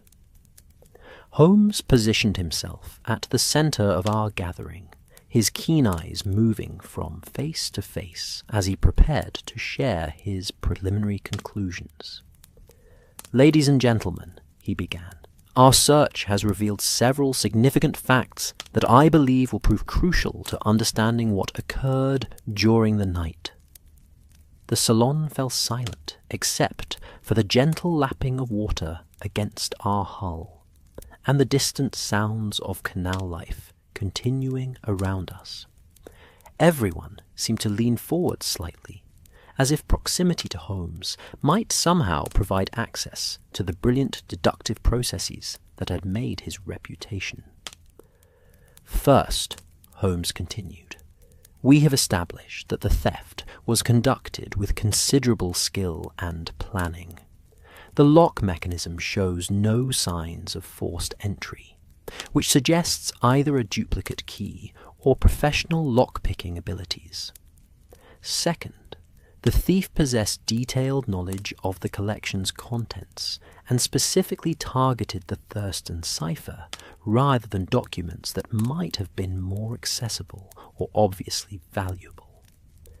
Timothy Blackwood shifted uncomfortably at these observations, and I noticed his hands clench slightly as Holmes spoke. Dr. Ashford, meanwhile, seemed to be studying her companion's reactions with the same intensity that Holmes was bringing to his analysis. "Third," Holmes said, his voice carrying the calm authority that I had learned to associate with significant revelations, "we have evidence that suggests the possibility of collaboration between someone aboard this boat and an external party. The footprints on the towpath indicate that our vessel was approached from outside during the night. This suggestion created an immediate stir among our gathering. The idea that the theft might have involved external collaboration seemed to offer hope that none of our scholarly companions was solely responsible for the crime, while simultaneously raising disturbing questions about the level of planning and coordination the theft had required." Professor Morrison looked up with something approaching hope in his exhausted expression. "You mean the cipher might have been taken by someone who isn't one of us? That we might not be dealing with betrayal from within our own party?" Holmes held up a cautioning hand. "I mean only that we must consider all possibilities suggested by the evidence, Professor Morrison. The external approach to our boat is a fact. Whether it represents the primary method of theft or merely one component of a more complex operation remains to be determined." Dr. Ashford spoke for the first time since we had reconvened. "Mr. Holmes, if someone did approach from outside, how would they have known which document to target? And how would they have gained access to locked storage cases?" The question struck to the heart of our investigation's central puzzle, and Holmes's response revealed the direction his analytical mind was taking. Dr. Ashford, those are precisely the questions that suggest this theft was not the work of a random criminal, but rather a carefully planned operation that required inside knowledge and assistance. The phrase inside assistance seemed to echo through our small salon like an accusation, and I watched as each of our companions absorbed its implications. If Holmes was correct, someone aboard our boat had provided information or assistance to facilitate the theft, even if they had not physically removed the cipher themselves. Timothy Blackwood finally broke the tense silence that followed Holmes's observation. "What you're suggesting," he said quietly, "is that one of us is guilty of conspiring to steal the cipher, even if we didn't actually take it ourselves." Holmes regarded the young research assistant with his characteristic measuring look. "Mr. Blackwood, I am suggesting that we must follow the evidence wherever it leads, regardless of how uncomfortable the destination might prove to be." Thomas Hartwell leaned forward, with the kind of professional interest that his archaeological background seemed to bring to complex puzzles. "Holmes, you mentioned that the theft required detailed knowledge of the collection. What specific knowledge would the thief have needed?" "An excellent question," Holmes replied approvingly. "The thief would need to know not only the physical location of the Thurston cipher within the storage system, but also its particular significance among the various documents in Professor Morrison's collection. They would need to understand which case contained the cipher, how to open that case without leaving evidence of forced entry, and how to remove the document without disturbing other materials that might have served as early warning of the theft." Professor Morrison nodded slowly as he absorbed these requirements. That level of detailed knowledge will be possessed by very few people. Dr. Ashford and Timothy certainly, as they've been involved in cataloguing and organizing the collection. Mr. Hartwell has examined the documents during our journey. And of course, I myself possess complete knowledge of the collection's organization. The professor's analysis had the unintended effect of creating a list of potential suspects that included everyone aboard our boat who had scholarly interest in the manuscripts. It was a sobering reminder of how our floating community had become a closed circle of mutual suspicion.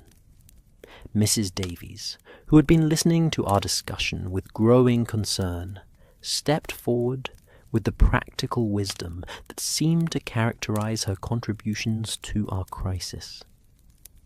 "Begging your pardon," she said, "but if someone did approach the boat from the towpath during the night, wouldn't they have needed to know exactly when and where to make their approach?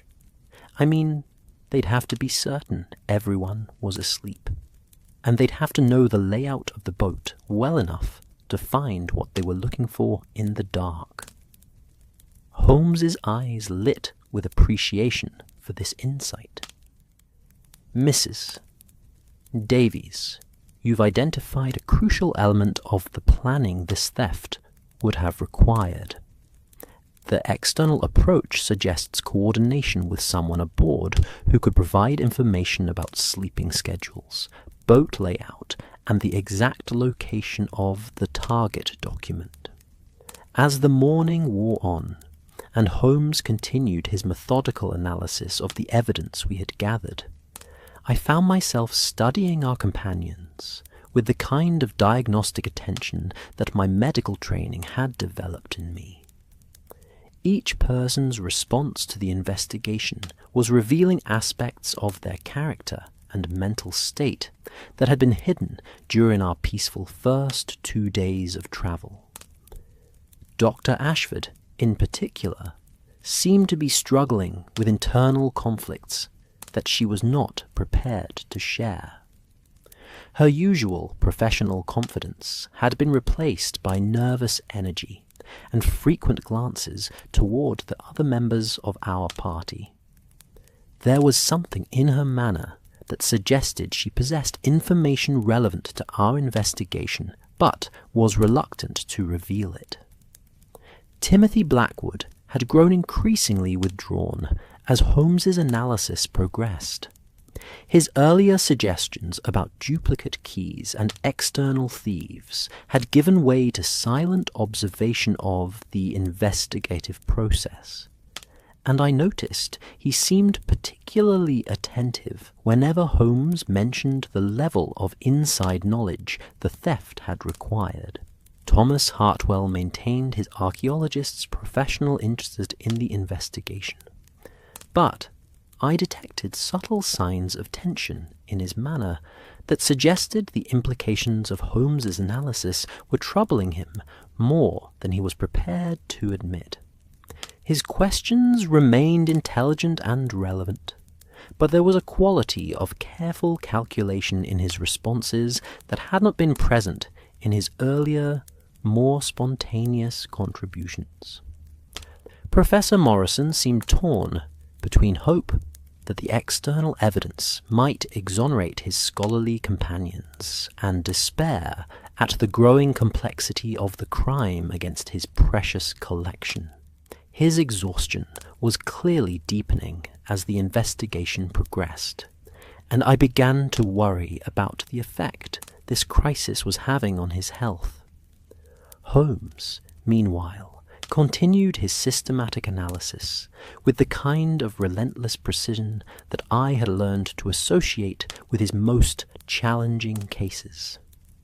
But I could see that even his brilliant deductive abilities were being tested by the confined circumstances of our investigation and the limited pool of potential suspects and witnesses. As the afternoon approached and our investigation continued, it became increasingly apparent that the theft of the Thurston cipher represented far more than simple larceny. The level of planning, knowledge, and coordination it had required suggested a criminal enterprise of considerable sophistication, one that had transformed our peaceful scholarly expedition into a floating puzzle box, where every person was simultaneously investigator, suspect, and potential victim. And at the center of it all was Holmes, applying his legendary analytical skills to a mystery that seemed designed to challenge every aspect of his investigative methodology. As the afternoon sun cast long shadows across the peaceful waters of the Canal, Holmes retreated to a position near the stern of our narrow boat, where he could observe both our scholarly companions and the evidence we had gathered throughout our investigation. I recognized the signs immediately: the slightly distant expression, the occasional sharp glance at seemingly insignificant details, the way his fingers moved in small, precise gestures as if he were arranging invisible pieces of a complex puzzle. My friend was entering that state of intense mental concentration that preceded his most brilliant deductive leaps. I positioned myself nearby, knowing from long experience that these moments of synthesis often produced insights that would transform our understanding of the case entirely. Our companions, meanwhile, had arranged themselves around the main salon in attitudes that revealed their various states of mind. Professor Morrison slumped in exhausted worry. Dr. Ashford perched nervously on the edge of her seat, Timothy Blackwood staring out at the water with apparent dejection, and Thomas Hartwell maintaining the alert posture of someone prepared for significant developments. Watson, Holmes said quietly, breaking the contemplative silence that had settled over our floating community. "I believe I begin to see the shape of what occurred during the night, though the complete picture remains frustratingly elusive."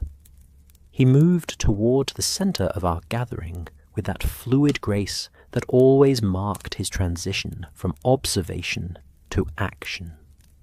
"Ladies and gentlemen," he announced, "I should like to share with you the conclusions that our investigation has thus far revealed, as well as certain questions that remain to be answered." The immediate attention of our entire party focused on Holmes, with an intensity that seemed to charge the air around our narrow salon. Even Mrs. Davies, who had been quietly attending to her domestic duties, paused in her work to listen to what promised to be significant revelations. "First," Holmes began, "let us establish what we know with certainty. The Thurston cipher was removed from its locked case sometime during the night by someone who possessed either a duplicate key or considerable skill with lock mechanisms. The theft was conducted without creating sufficient disturbance to wake any of the boat's occupants, which suggests either exceptional stealth or familiarity with our sleeping arrangements." Timothy Blackwood looked up from his contemplation of the canal waters, his young face showing signs of the strain our investigation had placed on him. But how is such stealth possible in quarters as confined as these? Surely any movement significant enough to access the storage area would create some sound. Holmes regarded him with that measuring look I had learned to associate with particularly significant observations. "An excellent question, Mr. Blackwood. The answer, I believe, lies in understanding not just how the theft was committed, but when it occurred." Dr. Ashford leaned forward with evident interest, though I noticed her hands trembled slightly. She clasped them together. "What do you mean, when it occurred?" "Surely the cipher was taken during the night. That's when we were all supposedly asleep." "Ah," Holmes said, his eyes lighting with that particular satisfaction that came when he had identified a crucial misconception. "But that assumption may be precisely what our thief was counting on us to believe." The implications of this suggestion seemed to strike our scholarly party with considerable force. Professor Morrison straightened in his seat, his exhaustion momentarily replaced by sharp attention. "Are you suggesting the cipher wasn't taken during the night at all?"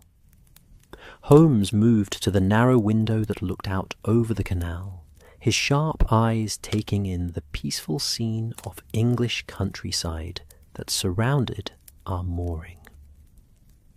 "Consider the evidence, Professor Morrison. You discovered the empty case during your morning inspection of the collection. But when was the last time you actually verified that the cipher was in its case?"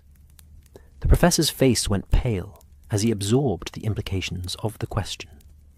I checked the cases the previous evening, but I didn't open each individual container. I simply verified that all were locked and secure. The last time I actually saw the Thurston cipher itself was..." He paused, his scholarly mind working to reconstruct the timeline. "It was during our discussion of the collection on our second day." Dr. Ashford and I showed it to Mr. Hartwell, and Mr. Blackwood Holmes nodded approvingly. "Precisely. Which means the cipher could have been removed at any point after that demonstration, not necessarily during the night preceding your discovery of its absence." Thomas Hartwell, who had been listening with the careful attention of someone analyzing archaeological evidence, spoke up with obvious interest. That would expand the window of opportunity considerably. Instead of the theft occurring during a few nighttime hours, it might have happened at any point during the previous day or evening. Indeed, Holmes agreed.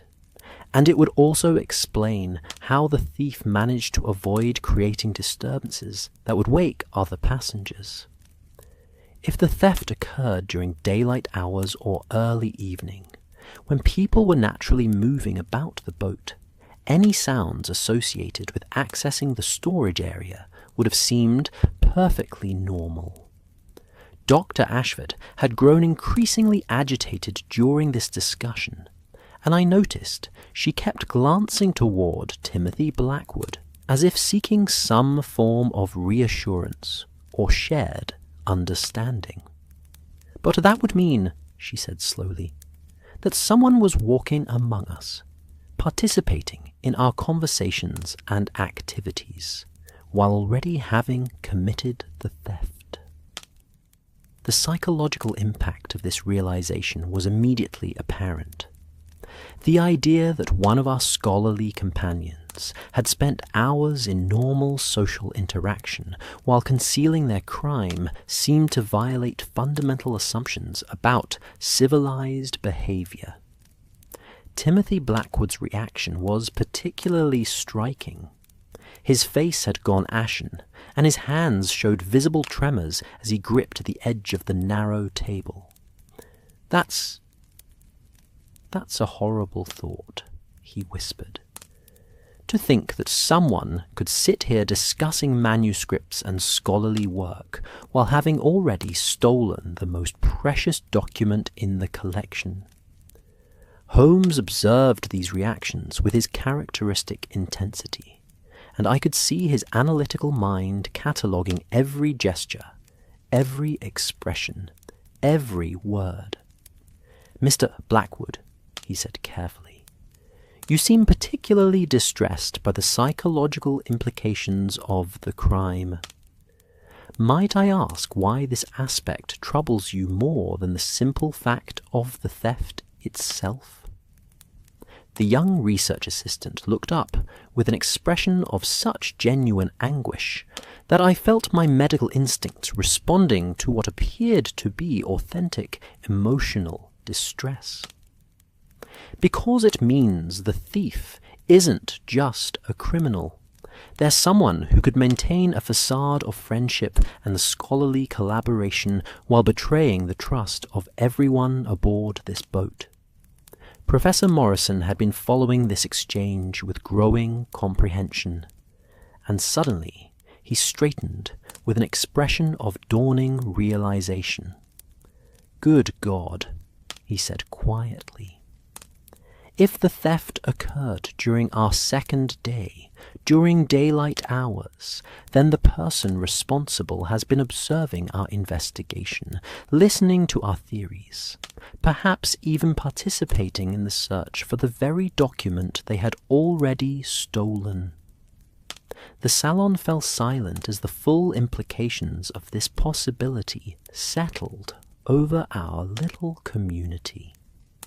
The idea that the thief had been present throughout our investigation, possibly even contributing to our analysis while secretly knowing the truth, seemed to transform our scholarly expedition into something approaching psychological torture. Holmes, meanwhile, had been observing these reactions with growing satisfaction, as if our companions' responses were confirming theories he had already formed.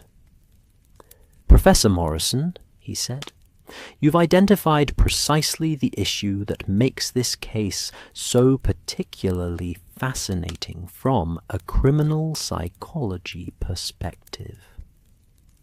Thomas Hartwell had been studying the layout of our narrow boat with the systematic approach that his archaeological training had developed in him. "Holmes," he said thoughtfully, "if the cipher was taken during daylight hours, wouldn't the thief have needed some method of concealing it until they could transfer it to an external accomplice? I mean, these quarters are so confined that hiding a document for any extended period would be quite challenging. Holmes's eyes lit with appreciation for this practical observation. An excellent deduction, Mr. Hartwell. Indeed, the logistics of concealing a stolen document aboard such a confined vessel would present considerable challenges. Which brings us to another crucial element of our investigation. He moved toward the storage area where the manuscript collection was housed, his attention focused on details that had apparently taken on new significance in light of his developing theories. "Dr. Ashford," he called, "perhaps you could assist me in examining the organization of the remaining collection." Dr. Ashford rose from her seat with obvious reluctance, her professional composure clearly strained by the psychological pressure of our investigation.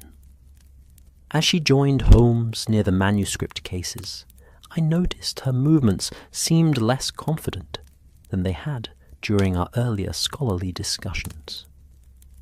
"Tell me," Holmes said as they stood among the precious documents, "during your cataloguing work, did you notice any peculiarities in how the Thurston Cipher case was positioned relative to the other documents?"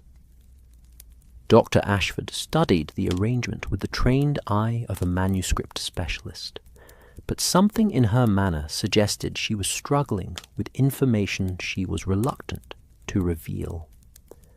The Cipher case was, well, it was positioned where it would be easily accessible without disturbing other documents. Almost as if. She paused, seeming to realize the implications of what she was about to say. As if someone had arranged it specifically for easy removal, Holmes prompted gently. The suggestion seemed to strike Dr. Ashford with considerable force.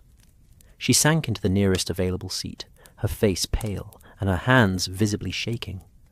"Oh, God," she whispered. I think I may know what happened to the cipher." The salon fell completely silent except for the gentle lapping of water against our hull. Every person present seemed to lean forward, as if proximity might somehow provide access to the revelation that Dr. Ashford seemed prepared to share. Holmes positioned himself where he could observe both Dr. Ashford and our other companions as she prepared to speak. "Dr. Ashford," he said with gentle encouragement, "whatever you know about the cipher's disappearance, I believe it would be helpful if you shared it with us." She looked up with an expression of such genuine distress that I found myself moved by her obvious internal struggle. I never intended. Oh, this is so much more complicated than anyone realizes. Timothy Blackwood had been watching Dr. Ashford with growing alarm, and something in his expression suggested he suspected what she might be about to reveal. "Margaret," he said quietly, "perhaps you should consider carefully before saying anything more." The suggestion seemed to galvanize rather than calm Dr. Ashford. She straightened in her seat with sudden determination, as if Timothy's caution had helped her reach some crucial decision. "No," she said firmly, "I can't continue with this deception. Mr. Holmes, the truth is that the Thurston cipher wasn't stolen by some external thief with an inside accomplice." Holmes nodded encouragingly, though I could see he was prepared for revelations that might prove uncomfortable for everyone present. "Please continue, Dr. Ashford." She took a deep breath, gathering her scholarly composure around her like protective armor. "The cipher wasn't stolen at all. It was borrowed by someone who believed they could decode it and return it before anyone discovered it was missing. The impact of this revelation was immediate and dramatic. Professor Morrison rose from his seat with an expression of dawning understanding, while Thomas Hartwell leaned back as if physically struck by the implications. Timothy Blackwood, meanwhile, had buried his face in his hands in what appeared to be an attitude of complete despair. Holmes, alone among our party, seemed unsurprised by Dr. Ashford's confession. "And this borrowing," he said calmly, "was undertaken by whom?" Dr. Ashford glanced around our small gathering, her eyes finally settling on Timothy Blackwood with an expression of profound sympathy. "By someone who had worked for years on medieval ciphers, who believed he had developed techniques that might finally unlock Brother Benedict's secret, and who couldn't resist the opportunity to test his theories on the most famous unsolved cipher in existence." Timothy Blackwood looked up from his hands with an expression of such anguish that I felt compelled to move closer to him, my medical training responding to what appeared to be genuine psychological distress. "Margaret," he said quietly, "I never meant for it to become this complicated. I thought I could solve it in a few hours and return it before anyone noticed." Professor Morrison stared at his research assistant with an expression that combined betrayal, disappointment, and a curious kind of scholarly pride. "Timothy," he said slowly, "are you telling us that you took the Thurston cipher to attempt your own decoding?" The young man nodded miserably. "I've been working on cipher theory for 3 years, developing new approaches to medieval cryptographic systems. When I saw the Thurston cipher during our collection demonstration, I recognized patterns that matched techniques I'd been studying. I thought if I could just examine it privately for a few hours, I might be able to crack the code that has puzzled scholars for centuries." Holmes had been listening to this confession with the kind of intense attention that suggested he was analyzing not just the information being revealed, but the manner in which it was being presented. "Mr. Blackwood," he said carefully, "where is the cipher now?" Timothy looked up with an expression of complete desperation. "That's just it, Mr. Holmes. I don't have it anymore. After I took it from the case, I spent the entire night trying to decode it. But this morning, when I went to return it before Professor Morrison's inspection..." He paused, struggling with the admission he was about to make. It was gone. Someone had taken it from my cabin while I was sleeping. Timothy Blackwood's confession that the cipher had been stolen from him while he slept created a moment of stunned silence in our narrow salon. The revelation that our investigation had been pursuing the wrong crime entirely, that we had been searching for a thief when the real criminal had stolen from another thief, seemed to transform the very nature of our mystery. I watched as each of our companions absorbed this information, their expressions revealing the complex mixture of relief and renewed anxiety that comes with discovering that familiar assumptions have been completely overturned. Holmes, however, showed no surprise at this development. Indeed, his expression suggested that Timothy's confession had merely confirmed theories he had already formed through his methodical analysis of the evidence we had gathered. He moved to the center of our gathering with that calm authority I had learned to associate with the moments when his brilliant deductive abilities were about to illuminate the darkest corners of a seemingly impenetrable mystery. "Mr. Blackwood," he said gently, "I believe your confession explains several elements of our investigation that had previously seemed contradictory. The careful organization of your personal effects, for instance. The work of someone who wanted to ensure that any disturbance would be immediately apparent, and your particular distress at the psychological implications of the crime, the natural reaction of someone who had committed a lesser offence and was horrified to discover it had been eclipsed by a greater one. Timothy looked up with an expression of grateful acknowledgment, though his face still showed the strain of his ordeal. "You knew, didn't you? From the beginning, you suspected that something more complex was happening than a simple theft." Holmes inclined his head modestly. "I suspected that the evidence was suggesting a more complicated scenario than initially appeared.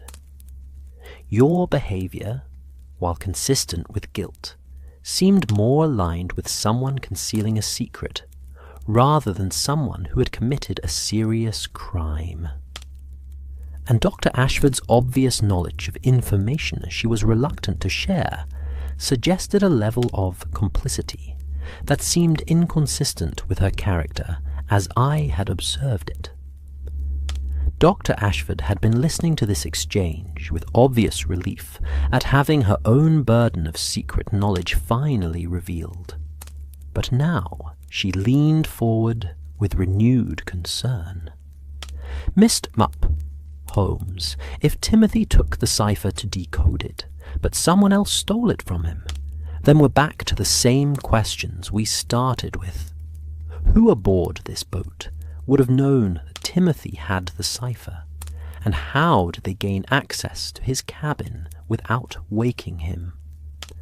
Holmes's eyes lit with the particular satisfaction that came when crucial questions led directly to the heart of his solution. "Dr. Ashford, you've identified precisely the key to understanding what occurred during that night. But to answer your questions, we must first examine certain assumptions that have guided our investigation." He moved toward the narrow window that looked out over the canal, his attention seeming to focus on details of the peaceful countryside that surrounded our mooring. "Throughout our investigation, we have assumed that the cipher remains aboard this boat, either hidden in some location we have not yet discovered, or concealed on the person of one of our companions. But what if that assumption is incorrect?" Professor Morrison straightened with sudden comprehension. "You mean the cipher may have already been removed from the boat entirely? That it's no longer in our immediate vicinity?" "Precisely, Professor Morrison. And if that is the case, then the footprints we discovered on the towpath take on an entirely different significance. Rather than evidence of an external thief approaching the boat, they may represent the departure of someone who had successfully obtained the cipher and was transferring it to a confederate waiting on shore." Thomas Hartwell had been following this analysis with the careful attention of someone trained in reconstructing complex sequences of events from fragmentary evidence. "But Holmes," he said thoughtfully, "if someone aboard the boat discovered that Timothy had taken the cipher and then stole it from him to transfer to an outside accomplice, wouldn't that suggest a level of premeditation and coordination that goes far beyond opportunistic theft?" Holmes turned from the window with an expression of complete satisfaction. "Mr. Hartwell, you've identified exactly the issue that transforms this case from a simple matter of academic dishonesty into something far more serious. We are dealing with a carefully planned operation designed to obtain the Thurston cipher for purposes that have nothing to do with scholarly research." The implications of this statement seem to strike our little community with considerable force. Dr. Ashford went pale as she absorbed the suggestion that someone aboard our boat had been operating under false pretenses from the beginning of our journey. Timothy Blackwood looked up with an expression of dawning horror as he realized his own unauthorized borrowing had played directly into the hands of a more serious criminal. "But who?" Professor Morrison asked, his voice barely above a whisper. "Who among us has been planning this deception?" Holmes moved back to the center of our salon, his keen eyes taking in the expressions and postures of each person present. "To answer that question, Professor Morrison, we must examine not just who had the opportunity to take the cipher from Mr. Blackwood's cabin, but who possessed the knowledge and connections necessary to arrange for its immediate transfer off the boat." He paused for a moment, allowing the tension in our narrow space to build as each person wondered whether they were about to be revealed as the object of his deductions. "The person we are seeking had to know that Mr. Blackwood had taken the cipher, which suggests they were either observing his movements closely or had some other source of information about his activities. They had to gain access to his cabin while he was sleeping, which suggests familiarity with the boat's layout and the habits of its occupants. And they had to have Confederates waiting at a predetermined location along the canal, which suggests planning that began long before our journey commenced. Dr. Ashford had been growing increasingly agitated as Holmes developed his analysis, and now she spoke with obvious anxiety. "Mr. Holmes, what you're describing sounds like a professional criminal operation. Surely you can't suspect one of us of being involved in anything so organized and deliberate." Holmes regarded her with that measuring look I had learned to associate with particularly significant observations. "Dr. Ashford, I suspect someone who has been playing a role throughout our entire journey. Someone whose scholarly credentials and apparent expertise concealed motivations that had nothing to do with academic research." Thomas Hartwell had been listening with growing comprehension, and suddenly he leaned forward with sharp attention. "Holmes, are you suggesting that one of our party isn't actually who they claim to be? That we've been traveling with someone operating under false identity or credentials?" "Not false credentials, Mr. de Hartwell, but certainly false motivations. I am suggesting that someone aboard this boat has been using their legitimate scholarly background as cover for criminal activity." The accusation seemed to hang in the air of our narrow salon like a physical presence. Each of our companions looked around at the others with expressions that combined suspicion, fear, and dawning realization that their peaceful scholarly expedition had become something far more dangerous. Timothy Blackwood broke the tense silence that followed Holmes's statement. "But Mr. Holmes," he said quietly, "if someone has been planning to steal the cipher all along, why did they wait until I had taken it? Wouldn't it have been easier to steal it directly from the storage case?" Holmes smiled with obvious appreciation for the question. "An excellent observation, Mr. Blackwood. The answer reveals the particular cleverness of our criminal. By waiting until you'd removed the cipher from its case, they ensured that suspicion would initially fall on you, rather than on themselves. Your unauthorized borrowing provided perfect cover for their more serious crime." Dr. Ashford had grown increasingly pale during this discussion, and now she stood abruptly with an expression of obvious distress. I need some air," she said, moving toward the narrow door that led to the deck. This is all becoming too much for me. Holmes moved smoothly to position himself between Dr. Ashford and the exit. I'm afraid, Dr. Ashford, that I cannot allow anyone to leave the salon until our investigation is complete. Particularly not someone whose behavior has been as revealing as yours has been throughout our journey. The confrontation created an immediate tension that seemed to charge the air around us. Dr. Ashford stared at Holmes with an expression that combined desperation and calculation, while our other companions absorbed the implication that she had been identified as the focus of his suspicions. "Mr. Holmes," she said, her voice carrying a note of indignation that seemed forced rather than natural. "I don't understand what you're suggesting. I've cooperated fully with your investigation.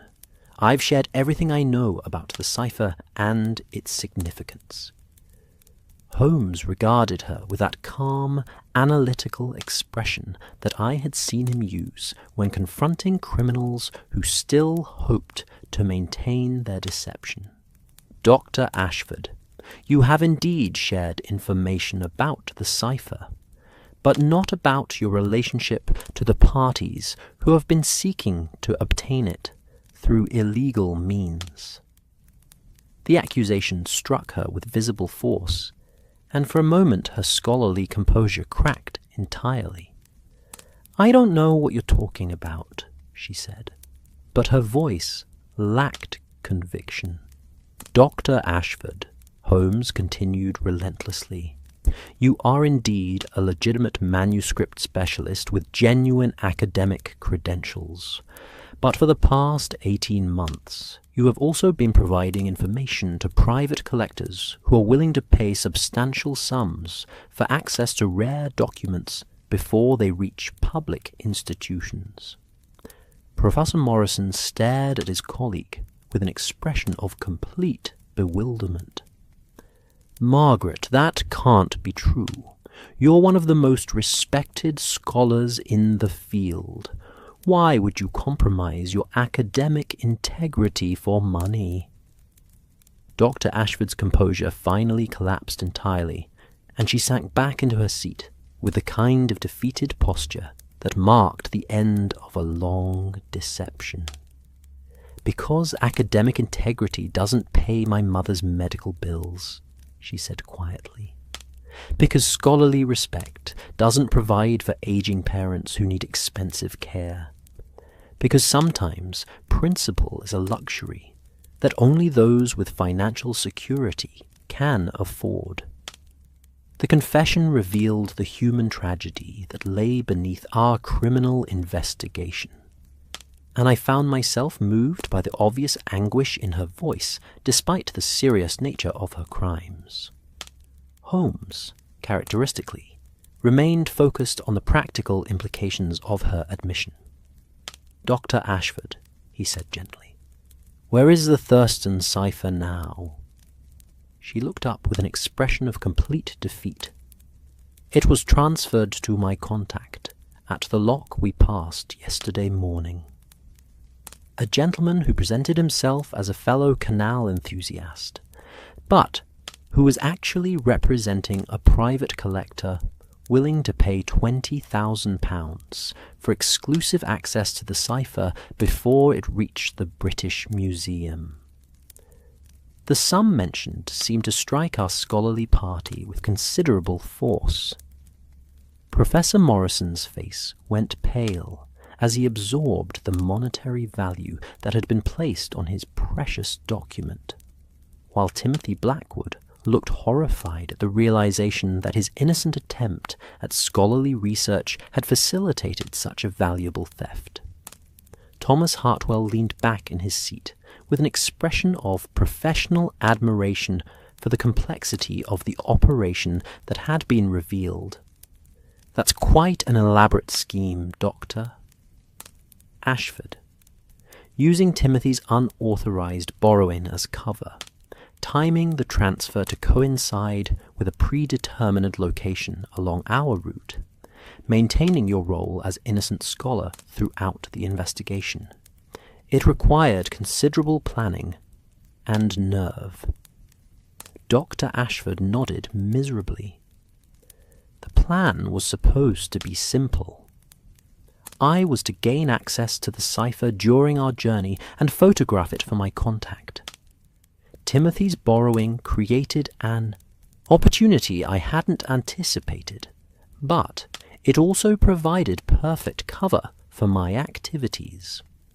While everyone assumed he was the thief, I was able to transfer the actual document without suspicion. Holmes had been listening to this explanation with obvious satisfaction at having his deductions confirmed. But now his expression grew serious. Dr. Ashford, I'm afraid the consequences of your actions extend far beyond the immediate theft. By compromising the security of Professor Morrison's collection, you may have put other precious documents at risk, and by betraying the trust of your scholarly colleagues, you have damaged relationships that took years to build. She looked around our small gathering with an expression of profound remorse. I know, she said quietly. I know what I've done is unforgivable. But I want you to understand that I never intended for it to become this complicated. I thought I could provide photographs and information without actually stealing anything. But when my contact demanded the original document, she trailed off, unable to complete the admission of how far her criminal involvement had extended. Professor Morrison had been absorbing these revelations with the kind of shocked comprehension that comes when fundamental assumptions about people and relationships are suddenly overturned. Margaret, he said sadly, if you had come to me about your mother's medical expenses, we could have found some way to help. There are funds, grants, assistance programs for scholars facing financial hardships. You didn't have to resort to criminal activity. Dr. Ashford's response revealed the complex mixture of pride, desperation, and poor judgment that had led to her downfall. I couldn't ask for help, Geoffrey. I couldn't admit that my scholarly success wasn't enough to provide for my family's needs. I thought I could handle the situation myself, quietly, without compromising my professional reputation or burdening my colleagues. As our investigation reached its conclusion, I found myself reflecting on how the confined quarters of our narrow boat had intensified not just the mystery we had encountered, but also the human drama that had driven it. In the space of a few days, scholarly fellowship had given way to criminal investigation, and trusted colleagues had been revealed as complex individuals struggling with pressures and temptations that had ultimately led to betrayal and theft. As I sit here in my study this evening, the flames in my fireplace casting the same dancing shadows that inspired me to record this tale, I find my thoughts returning not to the brilliant deductive work that Holmes displayed aboard our narrow boat, but to the quieter revelations about human nature that emerged in the hours following Dr. Ashford's confession. The remainder of our Canal journey, though brief, provided insights into forgiveness, redemption, and the complex web of circumstances that can drive even the most principled individuals toward desperate choices. The atmosphere aboard the Minerva following Holmes's revelation was unlike anything I had experienced in our years of partnership. The tension that had characterized our investigation dissolved. But what replaced it was something far more complex. A mixture of relief, disappointment, sympathy, and the uncomfortable recognition that we had all been participants in a drama none of us had fully understood until its conclusion.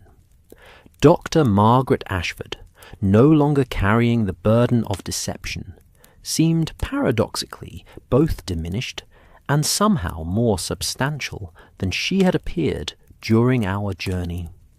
The scholarly confidence that had marked her earlier contributions to our discussions was gone, replaced by a quiet dignity that spoke of someone who had finally stopped running from the consequences of her choices.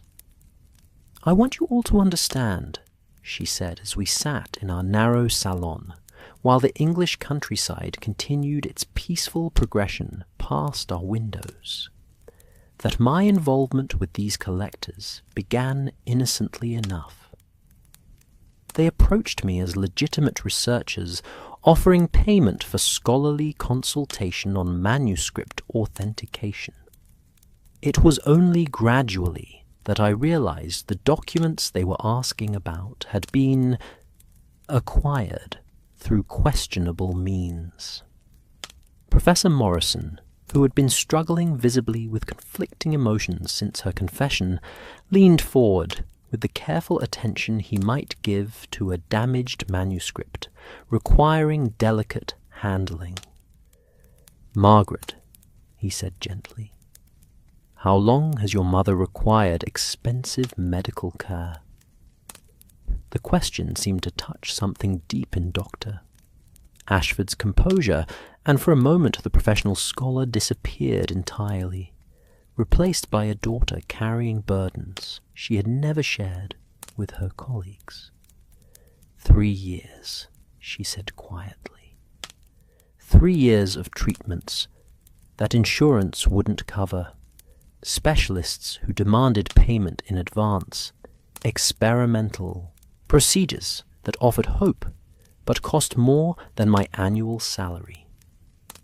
I found myself thinking of my own medical practice, of the countless times I had witnessed families making impossible choices between financial security and the health of loved ones. From a purely human standpoint, Doctor, Ashford's situation was tragically comprehensible, even if her chosen solution was legally and professionally inexcusable. Timothy Blackwood, who had been listening with the intense attention of someone recognizing uncomfortable parallels in his own recent behavior, spoke with obvious sympathy. "Dr. Ashford, I understand the pressure of wanting something so badly that judgment becomes compromised. My own actions with the Cipher were driven by scholarly obsession, but I can imagine how much more powerful the motivation must be when someone you love is suffering." Holmes, who had been observing these exchanges with his characteristic attention to human psychology, stepped forward with a suggestion that surprised everyone present. "Dr. Ashford," he said with unusual gentleness, "while your actions were certainly criminal, your willingness to cooperate fully with authorities may provide opportunities to minimize the long-term consequences of your involvement." She looked up with the first expression of genuine hope I had seen from her since her confession. "What do you mean, Mr. Holmes?" "I mean that your detailed knowledge of this network of collectors and their methods could prove invaluable in recovering not only the Thurston Cipher, but potentially dozens of other stolen manuscripts that have been funneled through similar channels. Your cooperation could transform you from merely another criminal into a crucial witness in dismantling an entire organization." The possibility seemed to energize Dr. Ashford in a way that nothing else had since our investigation began. Her scholarly precision reasserted itself as she began mentally cataloguing the information she could provide. "Yes," she said, sitting straighter, "I can document everything. names, meeting locations, payment methods, even descriptions of other manuscripts I was asked to authenticate. I kept careful records, thinking they might protect me if questions ever arose about my involvement. Thomas Hartwell, who had been following this development with obvious professional interest, nodded approvingly. "It's rather like archaeological documentation," he observed. "Sometimes the most valuable discoveries come from carefully recording the context surrounding an artifact, rather than focusing solely on the object itself." As our boat continued its measured progress toward London, I found myself impressed by the resilience of human relationships under stress. Despite the betrayal and deception that had characterized our journey, our little community seemed determined to find constructive ways forward rather than dwelling on recriminations and blame. Professor Morrison spent considerable time working with Dr. Ashford to document everything she could remember about her criminal associations, approaching the task with the same methodical attention he brought to cataloguing medieval manuscripts. His professional disappointment was evident, but so was his genuine concern for a colleague who had lost her way, under circumstances that were tragic rather than simply venal. Timothy Blackwood, relieved of the terrible fear that he might be suspected of serious criminal activity, proved remarkably generous in his attitude toward Dr. Ashford's deception. In a strange way, he confided to me during one of our quiet conversations, "I'm almost grateful that my foolish borrowing of the cipher created the opportunity for the real crime to be discovered and addressed." If Dr. Ashford had successfully photographed the document as originally planned, she might have remained trapped in this criminal network indefinitely. His observation revealed a maturity of perspective that belied his youth, and I found myself thinking that this difficult experience might ultimately prove valuable in developing the kind of judgment that would serve him well in his scholarly career. Holmes, characteristically, seemed most interested in analyzing the investigative techniques that had proven effective in our unusual circumstances. "Watson," he observed, as we stood together on the narrow deck, watching London's familiar landmarks come into view, "this case has provided fascinating insights into how physical constraints can both complicate and clarify criminal investigations." I nodded, though my own reflections were taking a somewhat different direction. "What struck me most forcefully, Holmes, was how quickly our assumptions about each other proved inadequate when subjected to real pressure. Dr. Ashford's scholarly reputation concealed desperate personal circumstances. Timothy's careful demeanour masked passionate intellectual curiosity that led to poor judgment. Even Mrs. Davies and Captain Davies, who seemed simply to be what they appeared, proved to have observations and insights that were crucial to understanding what had occurred. Holmes considered my observation with the kind of serious attention he typically reserved for complex logical problems. "An excellent point, Watson. Perhaps the most valuable lesson of this case is that human motivation is invariably more complex than surface appearances suggest, and that effective investigation requires not just analytical skill, but genuine empathy for the circumstances that drive people to act in ways that seem inconsistent with their apparent character." As we disembarked at our London destination, I was struck by how different our parting was from the farewells I had anticipated when we first embarked on what seemed a peaceful, scholarly expedition. Dr. Ashford faced an uncertain future, but she carried herself with the dignity of someone who had finally stopped living with deception. Professor Morrison, though saddened by the loss of his precious cipher, seemed strengthened by having learned important lessons about both security and human nature.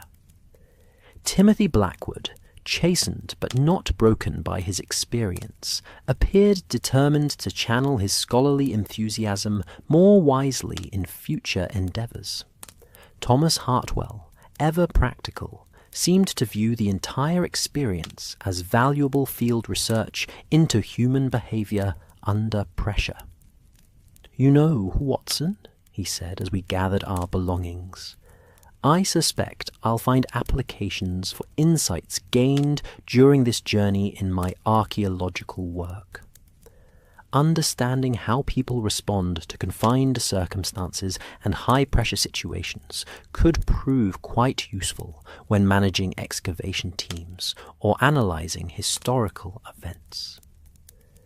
Now, as I complete this account in the familiar comfort of my Baker Street study, with Holmes settled in his customary chair and Mrs. Hudson's footsteps audible in the hallway below, I find myself contemplating the broader lessons our canal boat adventure revealed about trust, friendship, and the complex pressures that shape human behaviour in ways that are often invisible to casual observation.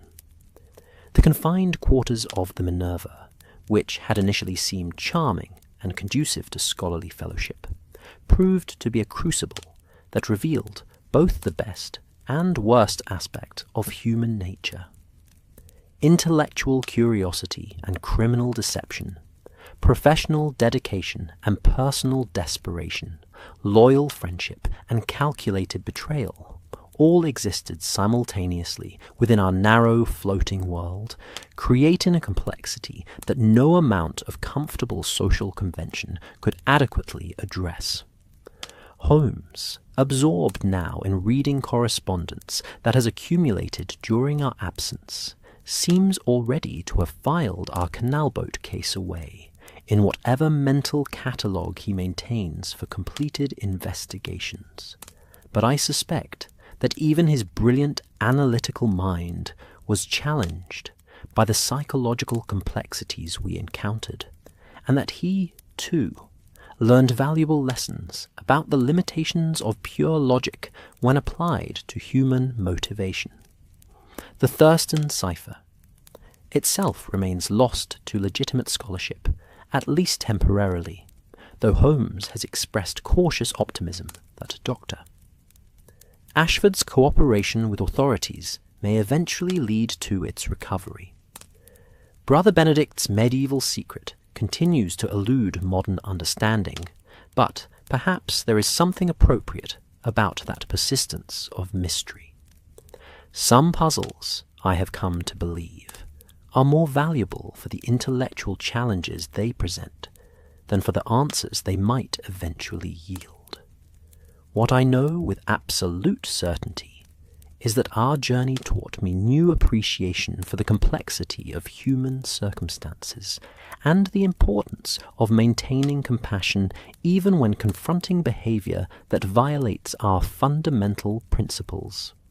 Dr. Ashford's actions were inexcusable from a legal and professional standpoint, yet her motivation was comprehensible from a human perspective.